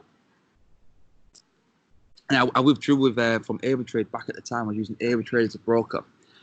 It took like 14. I withdrew. Thank you. Your money will be showing like 14 days. I haven't got 14 days AvaTrade. You better. I've got 14 days here, mate. You better smack. And I called them. I said, yeah, because they're an American company and it's an international transfer. It takes up to 14 days. I'm like, oh, fuck. That's fucked me. And I've got this massive ego. Listen, I've got really, really good parents. So if I need money, they'd send the money. Like, but I've got an ego. I don't want to ask them. I've got something about it. I don't want. That's like worst case scenario. That if I ask my mum and dad, then that's like game. Rock bottom shit. Yeah. Exactly, boy. So I asked a friend called Jack, who I used to do the business with. He's like, I said, listen, man, I'm in a little bit of a bother. I get money in 14 days. I was in Thailand at the time now. Can you send me over a few £100? He's like, say no more. What's your bank details? Fucking hell, check my bank within 5 minutes. Money's in. That's like a real friend. And so anyway, I was living off the 500, and I shouldn't have done it, but I did it. I don't know why I did it, but I did it. I put 300 back into the trading account, right, and started trading gold. Anyone who trades knows what gold's like. It's fucking an animal. Yeah. Your money can go in seconds, or you can make good money in a few seconds. I love it or hate it. Dude, and right now I hate it. Fucking hate gold. Speaking to the group yesterday, I sent in a picture of what. So I was on a flight over India, and my internet cut out, and I lost a lot of money on gold. So I don't trade gold no more. And but at the time, it made me good money because people who travel, you can live £20 a day. You can eat in time. You can have a hostel. You can get a motorbike for a day. £20 a day is you're living all right. You know, if you're drinking water, you're living good. So I was getting through, and so the plan was then fast track this even more was to go to Australia. I was like, you know what, I'll go to Australia. I'll do the farm work. I'll do the whatever it takes to get the extra year, and I'll try and do eBay in Australia. I'll get a bank and I'll do eBay.au. I'll buy and sell stuff, and I'll be all right. Everything will work out all right in the end.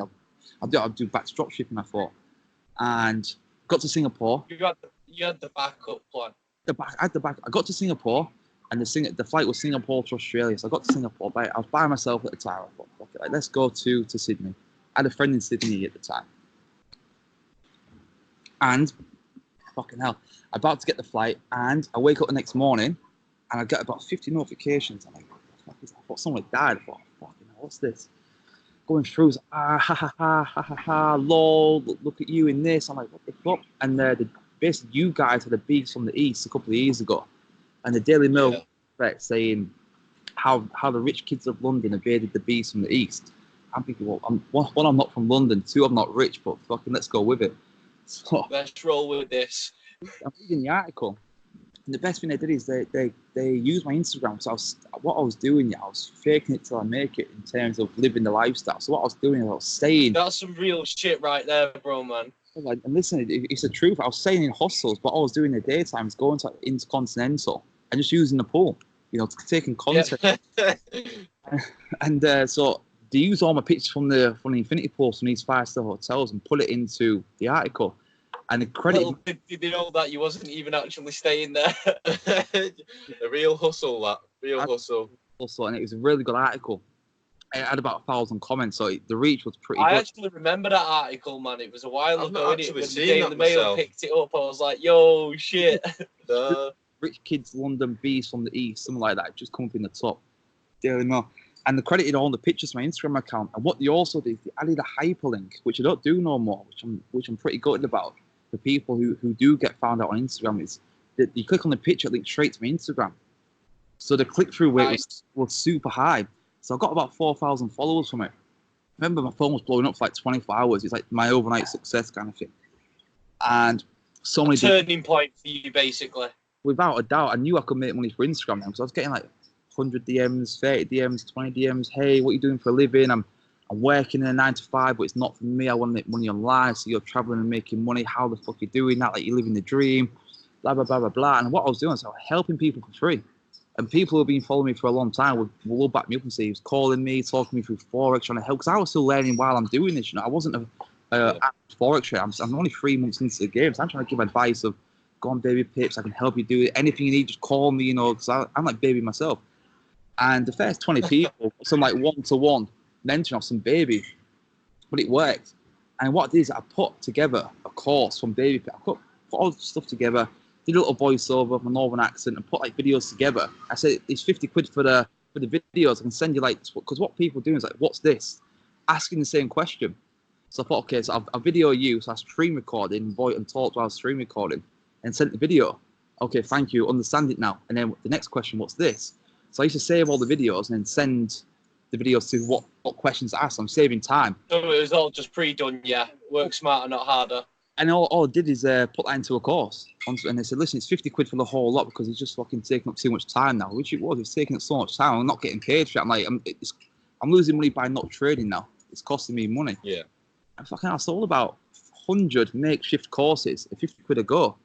I'm thinking, fucking hell, I've just made $5,000. What the fuck?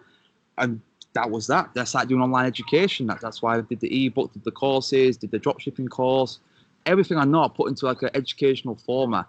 And I'm good with writing, I'm good with words. I'm really fortunate that my speaking's not the best, but I'm really articulate with my writing. Even though I got a D at GCSE English literature, that sums it up. I'm really good with my words. So I can write, but I'm not good at speaking, right? Yeah. Which is fine. We're not good at everything. So people who say, I want to do a podcast, but I can't speak. Okay, we'll just do a blog. There's always an alternative. Well, There's always an alternative, an isn't there? Yeah, there's always something that you can do in that sense. 100%. So I started doing that. So I started selling that and then making a lot of money, making so much money. I was putting that money into a trading account. I was trading more, like a 10K balance trading. Fucking, I don't know, $1,000 a day back then, £500 a day. I made 3,800 off one trade. I went to like 10 because the thing is, when you've got money and when you're positive, I believe in law of attraction, massive. Yeah, 100%, 100%, bro. It's a massive thing that. $5,000 came to 20 grand in 3 months. I'm thinking, fucking hell, this is like life changing, and really this is getting crazy. This shit, yeah. And never looked back. And it started being about the money. Started getting flash. I bought a Rolex, bought Gucci. Started putting that out there, and just didn't work. It just wasn't me. It just was not me at all whatsoever. That's why I never stand next to cars or never post in Gucci or never post in the Rolex store. That's just not me at all whatsoever. So I started. Which you see is a huge thing on Instagram at the minute with a lot of the affiliate traders. A lot of people are misled by it all as well. Massively misled. As sad as it is, that is what some people are attracted to. It is. It's just you know what? It's like rented cars. It's probably a Rolex on finance. It's probably empty bags. It's probably not even their car. It's like Harrods. It's just stupid. But this is the dark side of social media. you know. It And is.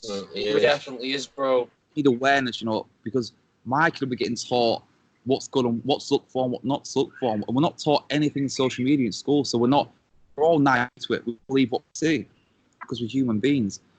And a lot of people are led in and scammed. I get so many DMs like, I signed up with this guy, but I've lost money, but you look legit. Guy, you know, just always, I'm always probably second, third person to come to actually get the results. So yeah, we've had a lot of the same. We've had a lot of people saying all these things. It's quite unfortunate that they've had to go through that sort of thing, and it just tarnishes the industry, and you know, it gives them that sour taste in the mouth. I mean, I know a lot of stuff has come out, funnily enough, on the Daily Mail about that GS3. I'm sure you've seen it yourself. Well, it makes me want to vomit. Because do you know how clever that is? Not how clever it is. It's absolutely disgusting. You know how clever it is to lure people in like that. So what they've done, they've used Infinex as the broker, and people are thinking it's Infinex London, but it's the Infinex. It was an offshore in the Bahamas or something, wasn't it? People just sending money to an offshore bank account, or probably what this game it's fucking set up over there.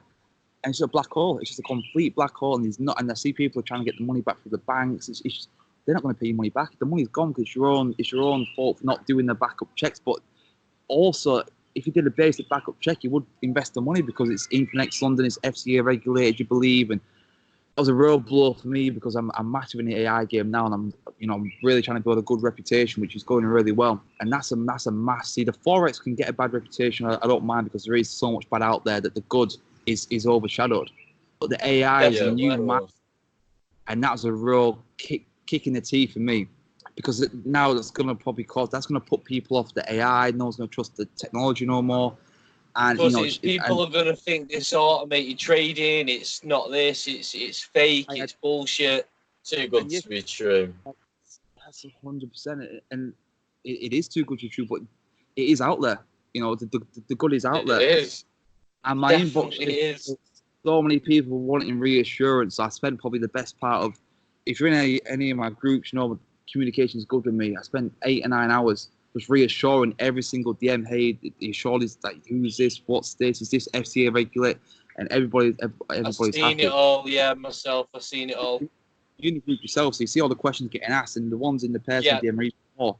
But I will be exactly the same. So I have to take my time and really reassure and explain, send screenshots, send the documents, send the contracts. And that's, again, the dark side of Instagram and obviously YouTube. And TikTok's a very, very dark side. I don't know if you guys are familiar with TikTok, with the tipping. You tip people. You aware of that? What's that? Like, is that where, like, people can pay you sort of thing through it? Well, just to break it down, if you get 1,000 followers on TikTok, you can live stream. Right. And then when you live stream, you can send gifts to people, like a panda bear or a teddy bear or a bottle of champagne, and all these little symbols have a monetary value, right? Got you. And the best one's the panda bear. And if you send the panda bear, it costs you £50. It takes £50 from your credit card, and TikTok get £25, and the guy who gets sent the panda gets £25 too. And what they're saying is that the average audience on TikTok at the moment is 13 to 16, and they're using all the parents' credit cards. Yeah. Wow. Right. If you Google this now, I've just caught on myself last week. If you Google now the tipping on TikTok, there is so many, I think millions of pounds trying to get reclaimed from parents who kids have tipped. Oh, wow. And the people that are taking the tips are fully aware that their audience is 14 to 16, and they're not doing the checks, not saying, please. You know what's going down. Yeah. No, listen, they're just lapping it up. And that's because TikTok's a new platform, or a new emerging platform. It's been around for a few years. Yeah. And definitely seems like it's aimed at the younger generation. Not really touching it ourselves, to be honest. It's not sort of thing that we've gone down. It's not my content, but I'm a big fan of Gary Vee, and he's saying take it serious. So I'm starting to take it serious, you know.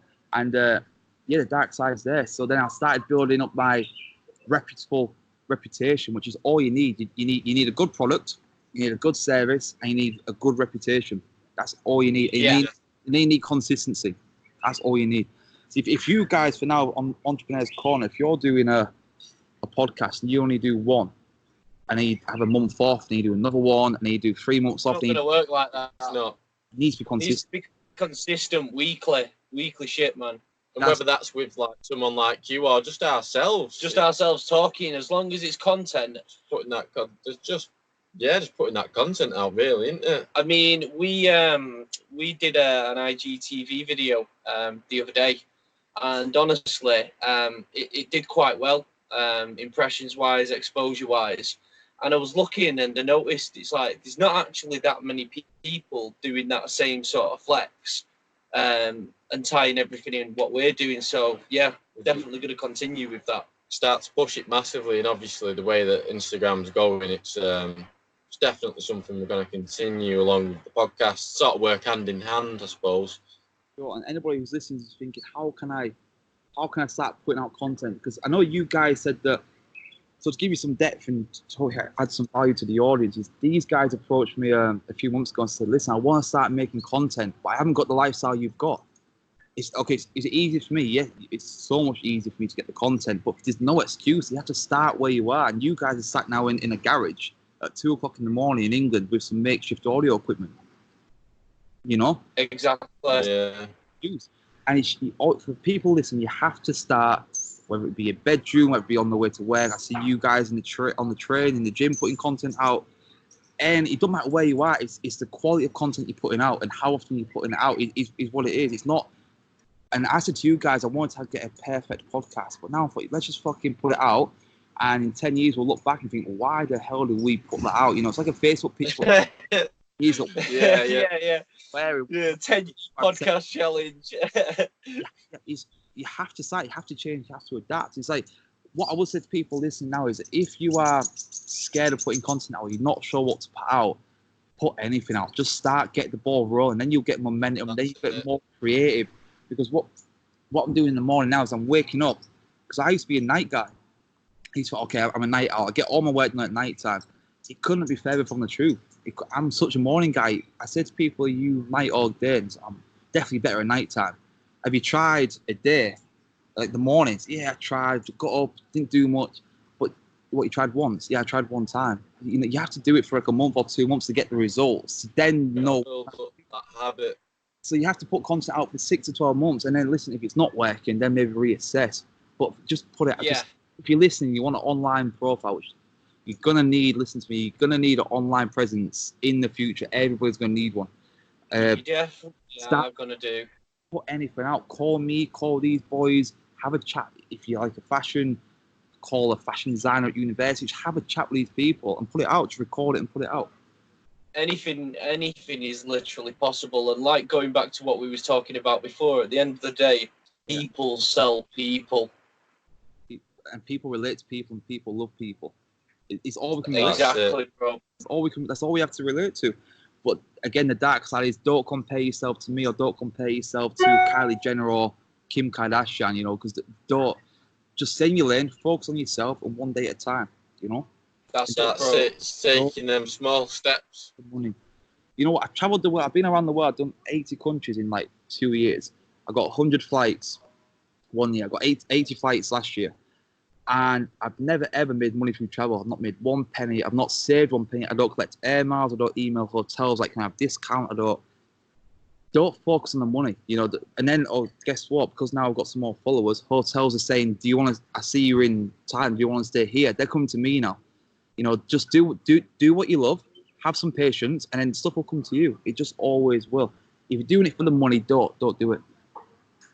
No, exactly. You've got to do it for your passion.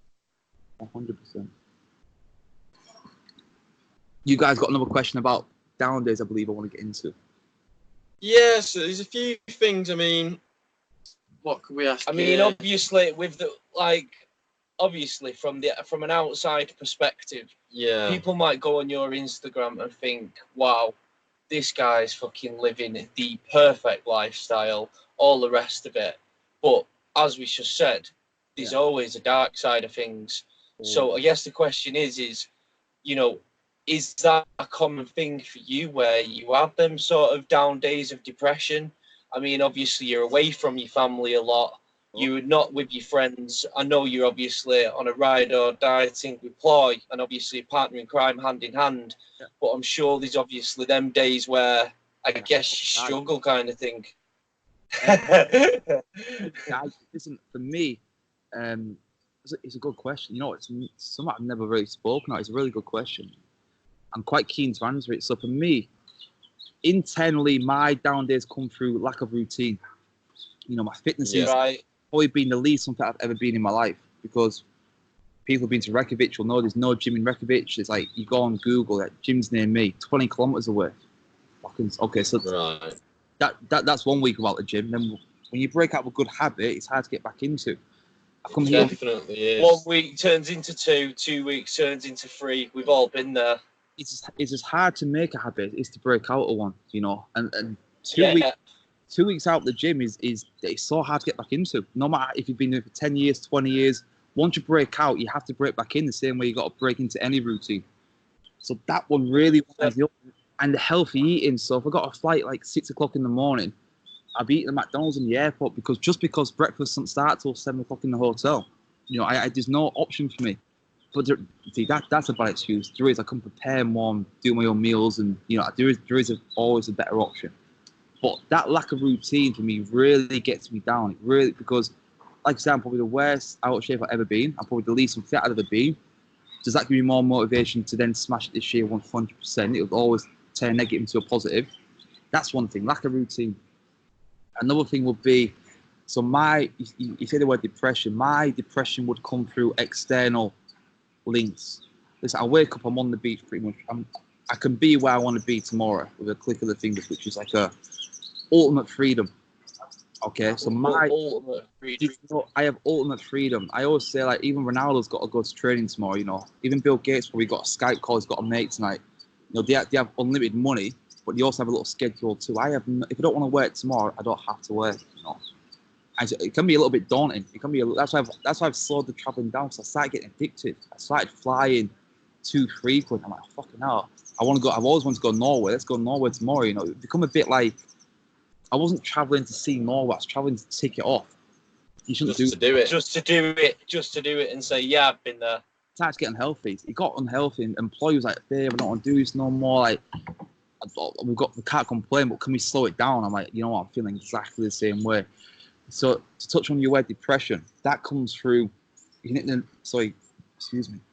nail on the head with family. So if my mum calls, or my dad calls, or my sister calls and say, unfortunately, someone's passed away, or my mum's ill, or my little nephew George is ill, that really affects my day. That really does.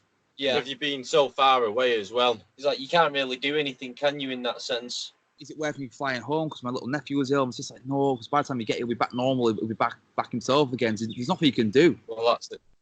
You know, it's a long way to England, really. It's a big flight.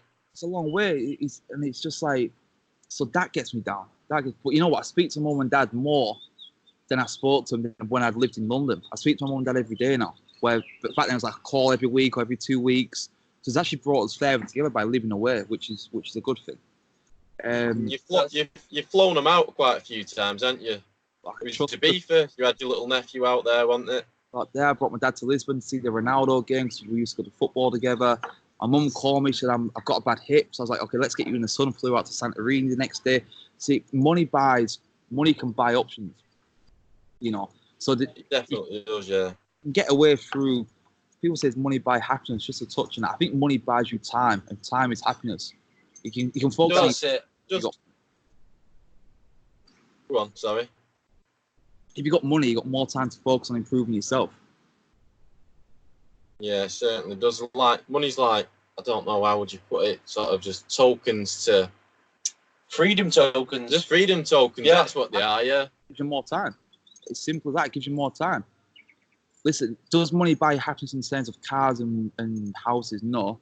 But if it buys you time and you invest time in yourself, onto your family, like when I have kids and I've got to go to work, that's my ultimate happiness, you know. I can see all my kids' first steps, you have to live your childhood's child, you know. Exactly. And if I'm working 9 to 5, how the fuck can I do that? That's it, yeah. I'll be It's getting not possible. I'll be getting a video from the nanny saying, "Oh, he said this today," and I'll miss it. You know, it's not. So, what else gets me down? What else gets me down?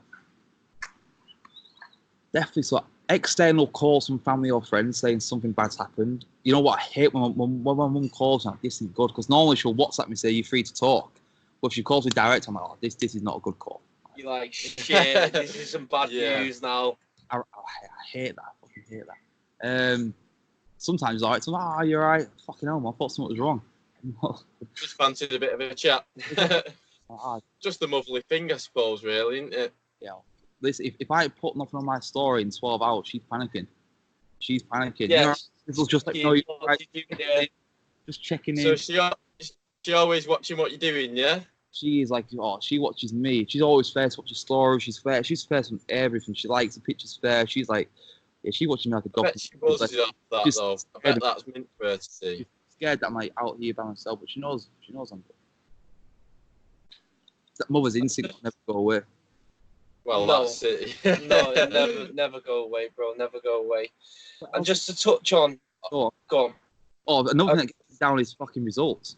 If I send signals and they hit herself, fuck me, man. I ain't sleeping that night. Yeah, I can imagine that's a big thing. It's not just you; it's the team as well. It's the team. Basically, if I have a good day trading and it hit like 10 TPs, I feel nothing. I don't feel high, don't feel buzzing, don't feel excited. If we hit 3 or 4 ourselves, fuck me, I ain't eating. I'm like, fucking get me to bed. And me employer around, it's all right, babe, we'll get it back tomorrow. I'm like, no, you know, that gets me. A bad day, okay, a bad week, fuck me. A bad week will really get to me. That will really get me down. A bad week will get I can well imagine. But these things are human, though, that, you know, everything can't always go smoothly, can they? Because everyone knows, I'm sure. You know, it's natural. It's natural just to have these bad days, bad weeks, even bad months.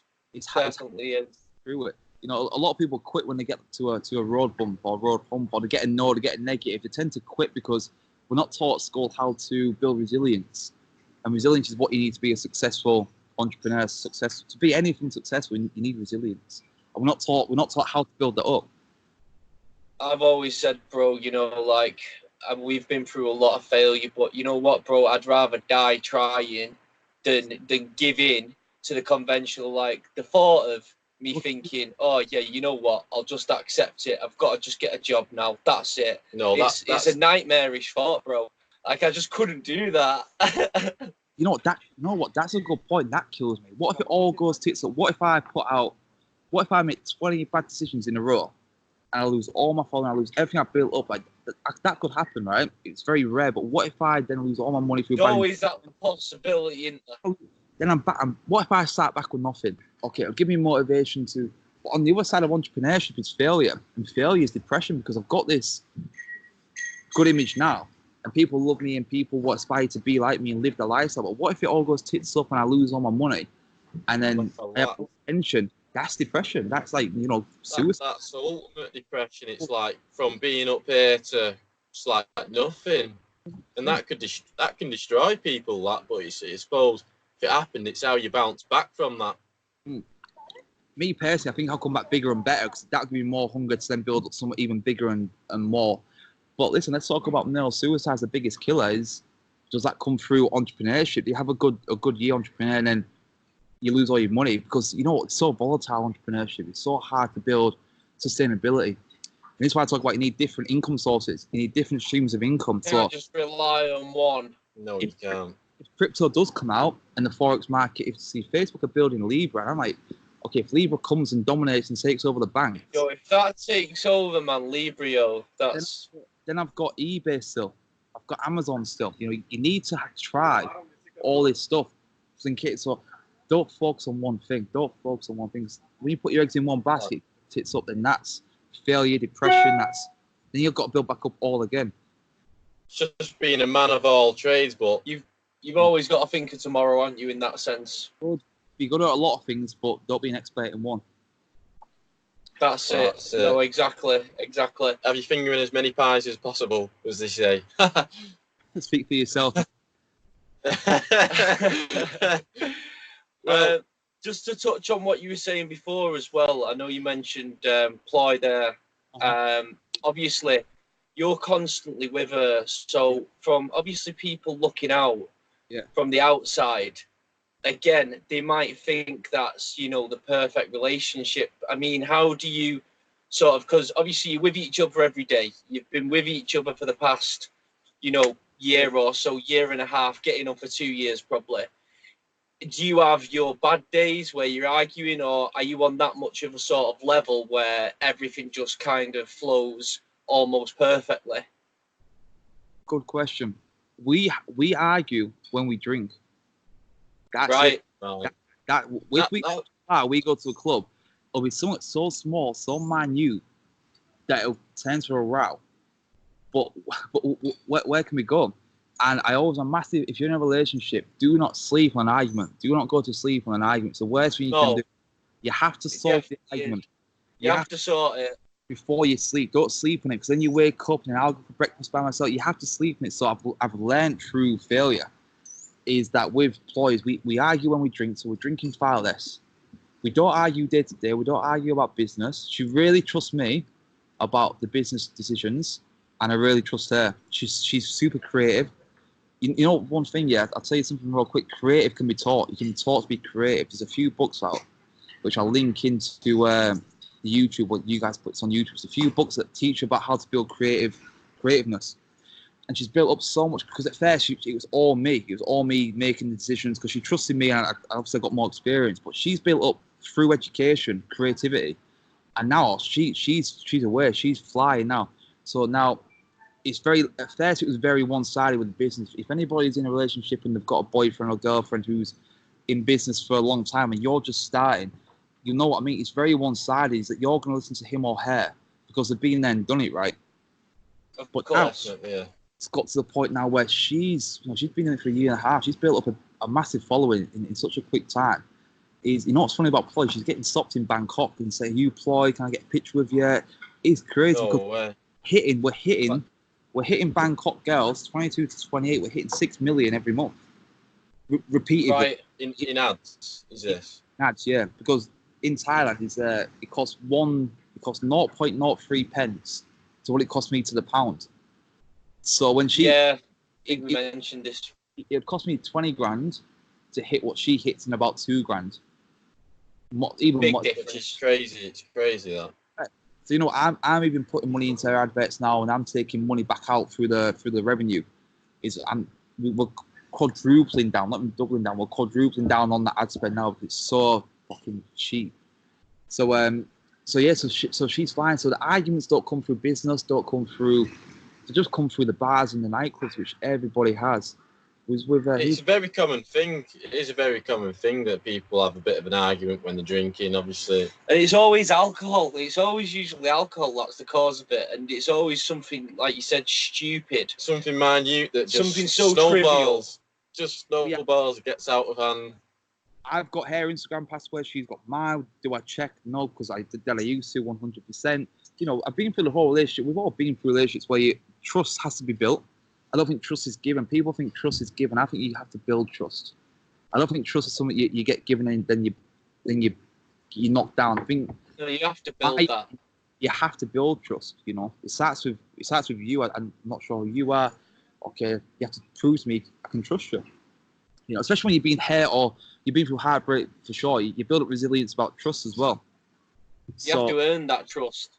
There we go. That's what I was looking for. You have to earn the trust. That's it, bro.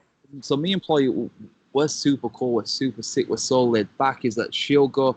I won't see maybe for 6-7 hours because she'll be over here on the sun chair, on the sunbed typing away the blog, and I'll be over there swimming. Then we'll come back. You want some lunch? Yeah, give me 10 minutes. I'm just finishing the blog. No worries. I'll go back and swim. Then I'll go have lunch. You know. So I think because we've both got something to focus on, something to build up, that we can put our energy somewhere else. So in the daytime, you still give each other that breathing space. Well, that's it. It's good to just give each other that break, especially with you both constantly travelling together and being with each other. Can get unhealthy, can't it? Definitely can. So we use aeroplane time as talking time because obviously there's no internet on most of the planes still. We use meals time, so breakfast is no phones, I leave the phone in the room. Completely leave the phone in the room. That's a new habit I've started doing. Every meal is the phone in the room. If we go in the ocean, we'll spend two hours swimming, just talking and getting ideas. So we brainstorm over food and over swimming and over airtime. It's a way. It's crazy. And it's really well. But it works. But it works for you guys, innit? So that's all that matters. Yeah. So the question on me employee is we argue when we're drunk, but other than that, we're really solid. We're really good. But that's only because she has their focus and I have mine. She's not dependent on me for money. I'm not dependent on her, which I probably will be in a few years because she's flying. She's making more than me. So maybe. I think you briefly mentioned that when we spoke before any of the podcast was filmed. Not me. Yeah. So I mean, another question like this thing is, as an outsider looking in on this now, someone who wants to sort of start up and maybe start, getting into this sort of thing. Now, if you could go back in time and do anything differently, what sort of things would you do that you could sort of put out there to these people that are listening that, aspiring to, be someone like you? Number one, I would go all in on adverts. I would put all my money in. I was putting in, if you had £1,000, I put £200 in. I was taking out loans to put money in. My revenue last year was probably equal. Now I won't say that. I'm lying if I say that. It was so much. So my ad spend, my revenue was almost equal. Every penny I made, I put back into adverts, influencers, giveaways. Yeah. So I wish in 2018, I wish I did that. 2019, I learned to do that towards the middle of the year. From May, I started every penny I made, I put back in because the way I see it is every £1 I put in, I make £3 back. So instead of buying McDonald's for £5, I could make £15. It's simple numbers. And obviously now the more I'm putting in, the more I'm making, the more I'm putting back in. So my advice to anybody is do not hesitate, do not be scared to put your money. Listen, test it first. Don't put all your money on one advert. Test it, find out what works first. Run 20, 30 adverts, find out where you get the best return for your money, and then put every penny in for as long as you can. While it's still working in that machine, put all your money in. Live humbly. I wish I didn't spend as much money traveling. I was spending up to £500, £600 a night in the water villas in Seychelles and Maldives and paying £600 a night. I'm thinking if I didn't do that and I put that into adverts, I'll be on 250,000 followers, which is not about followers. It's about, it's about followers. It's about who's seeing your products. The more people that see it, the more. Of course, it's about that audience at the same time. People say it's not about followers. It is if that's where your audience are, because that's how you make your money. It's about reach. So I wish I didn't spunk as much money traveling. I spent so much money, bro. I spent so much money traveling. But at the same time, you had a good time. Sure, I have no regrets. But if you ask me the question, what would I change? I would spend less traveling. I would live more. Yeah. I wouldn't be in Maldives for 12. I did Maldives 12 times in a single year. It was like a monthly trip. It's obscene. That's hectic. That's hectic, bro. Living that life. I wasn't, because the first time I had money, I'm like, fucking hell. I'm like, when you first come into money, you become frivolous with it. You think, oh, fucking hell, I've got money now, I'm rich, I can do whatever I want. Nah, you need to be careful. So I would say when you first get into money, be self-aware. Don't spend as much as you do. People want to get bottles and buy watches. Don't do it. And it's super hard because I've done it. So it's hard for me to give that advice. Especially if you've never had a taste for that as well. Especially if you've never had that sort of money. You've never been able to just go out and drop 5-6K on a Rolex. To be able to do that, as you know yourself, it's very difficult. If the feeling lasts for a day, that's all it lasts for. It's not worth doing. And it's like, oh, got that now. Shit, right? What do we do now? That's it. And it's I just bought a Rolex for a Rolex. It's stupid. So I would definitely. I would spend my money. I would save as for losers. I would invest my money more into my profile, into my brand. I would put my money into my brand more. I would put every penny I had into it more, which I'm doing now. I want to do a giveaway every month to Bali, to Maldives, also Hawaii. I want it to probably cost me 15-20 grand a month, because then I run adverts to that.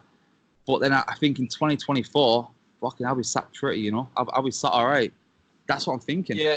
I'm thinking long term. Just to sort And just to sort of touch on that, where sort of, let's just say, for example, because 10 years, but 5 years, where would you say you kind of envision yourself to be? Like, what's the goal? Well, you know what's scary? 10 years ago, 8 years ago, Instagram wasn't about. You know what's It even, wasn't, bro. even scary is Instagram stories wasn't about 3 years ago. And I only make my money or my market through Instagram stories. That wasn't even a thing 3 years ago. So 5 Yeah. years, I will probably be I'll be on probably TikTok. Just the way things are going, I'll be on YouTube and TikTok. YouTube, I'm going to really attack. I think YouTube's going to grow quite big. I think Facebook's always. YouTube's just going to take over TV. I think Facebook's always going to be there. I'm going to be, because you know what then? So the serve in 5 years. Okay, so basically good question. Fucking hell. So the server's going to be full in the end of this year on the AI, right? And that's going to be a complete passive income. That the AI is AI technology for a reason. It does the work for you. That'll be full, that service. I won't have to promote that or push that or put any more people on site. So that's one income secure. Well, Forex, fucking hell. I don't know, mate. That's a really good question. It's a hard question, isn't It's a it? When you difficult really question. start to think about it. I've got it. I would be bringing value, like what you guys are doing through podcasts, through video, through webinars, and maybe through meeting people online and doing live events is where I really want to be. But to do that, so what I want to do is I want to improve the way I speak. I want to learn how to slow down with speaking. I want to learn when to speed up. I want to learn how to talk to people, how to communicate. So I want to get not a speech therapist, like a speech, someone who, when to go loud, when to be soft with somebody. Yeah.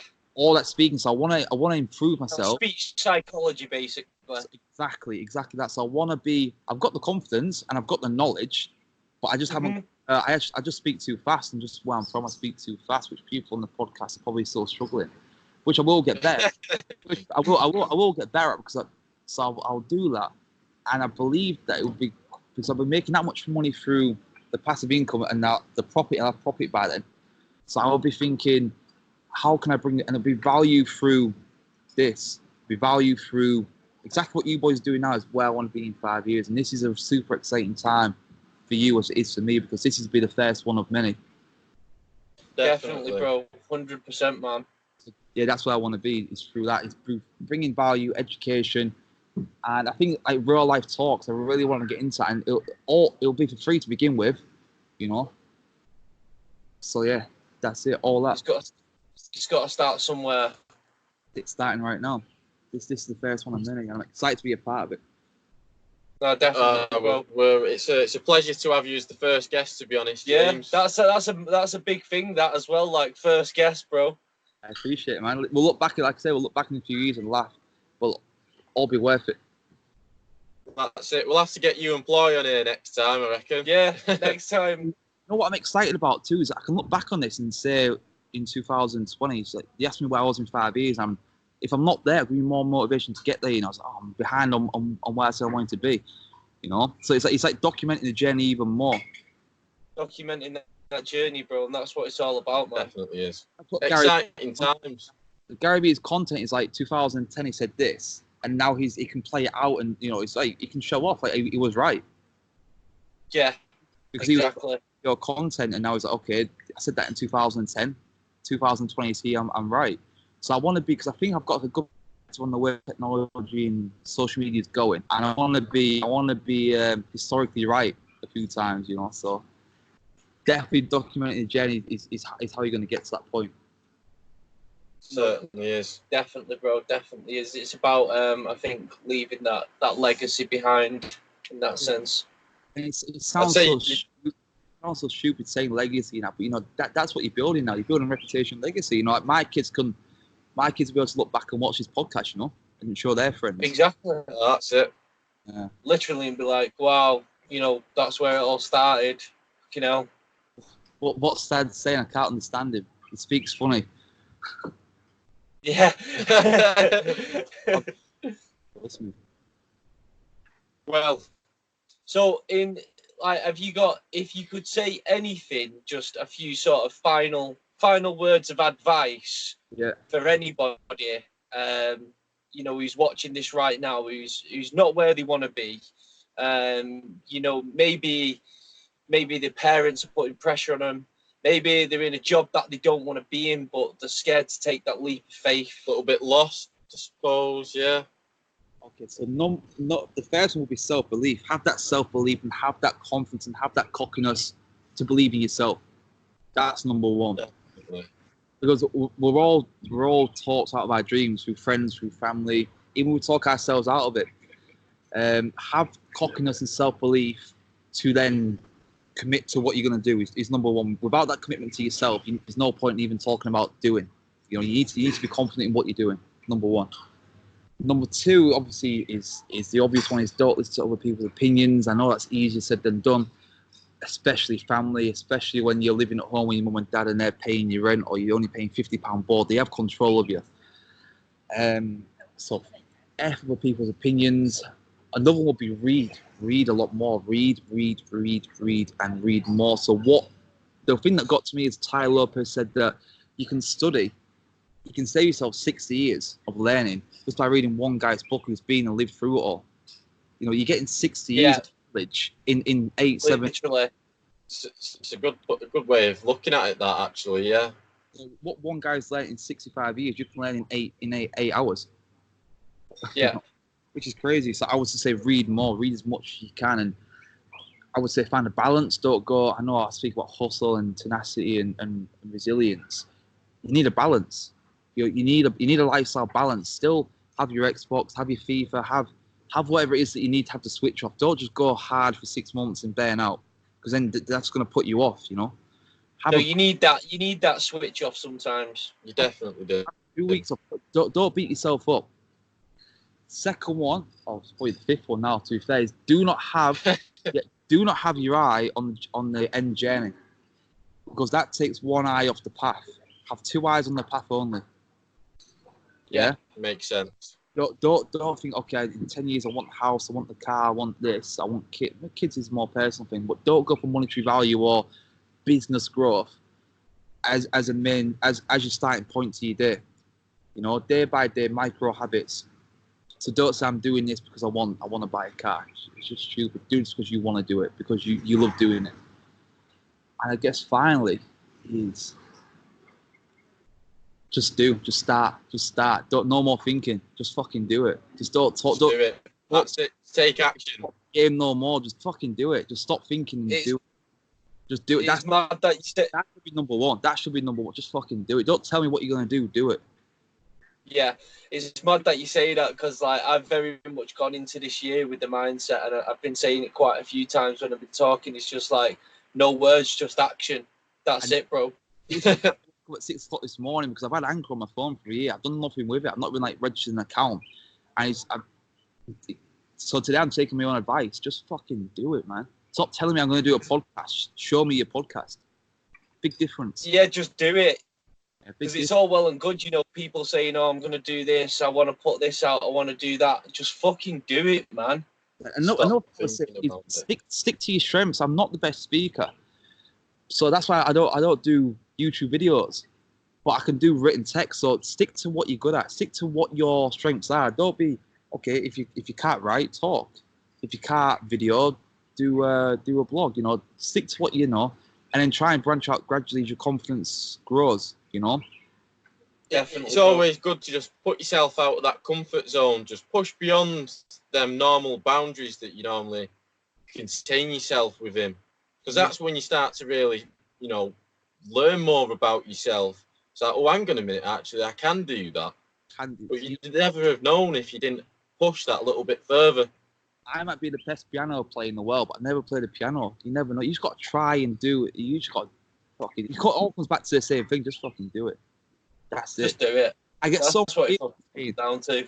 I get so many people say I've been looking for a product on eBay for like a week now. You know, I can't find nothing.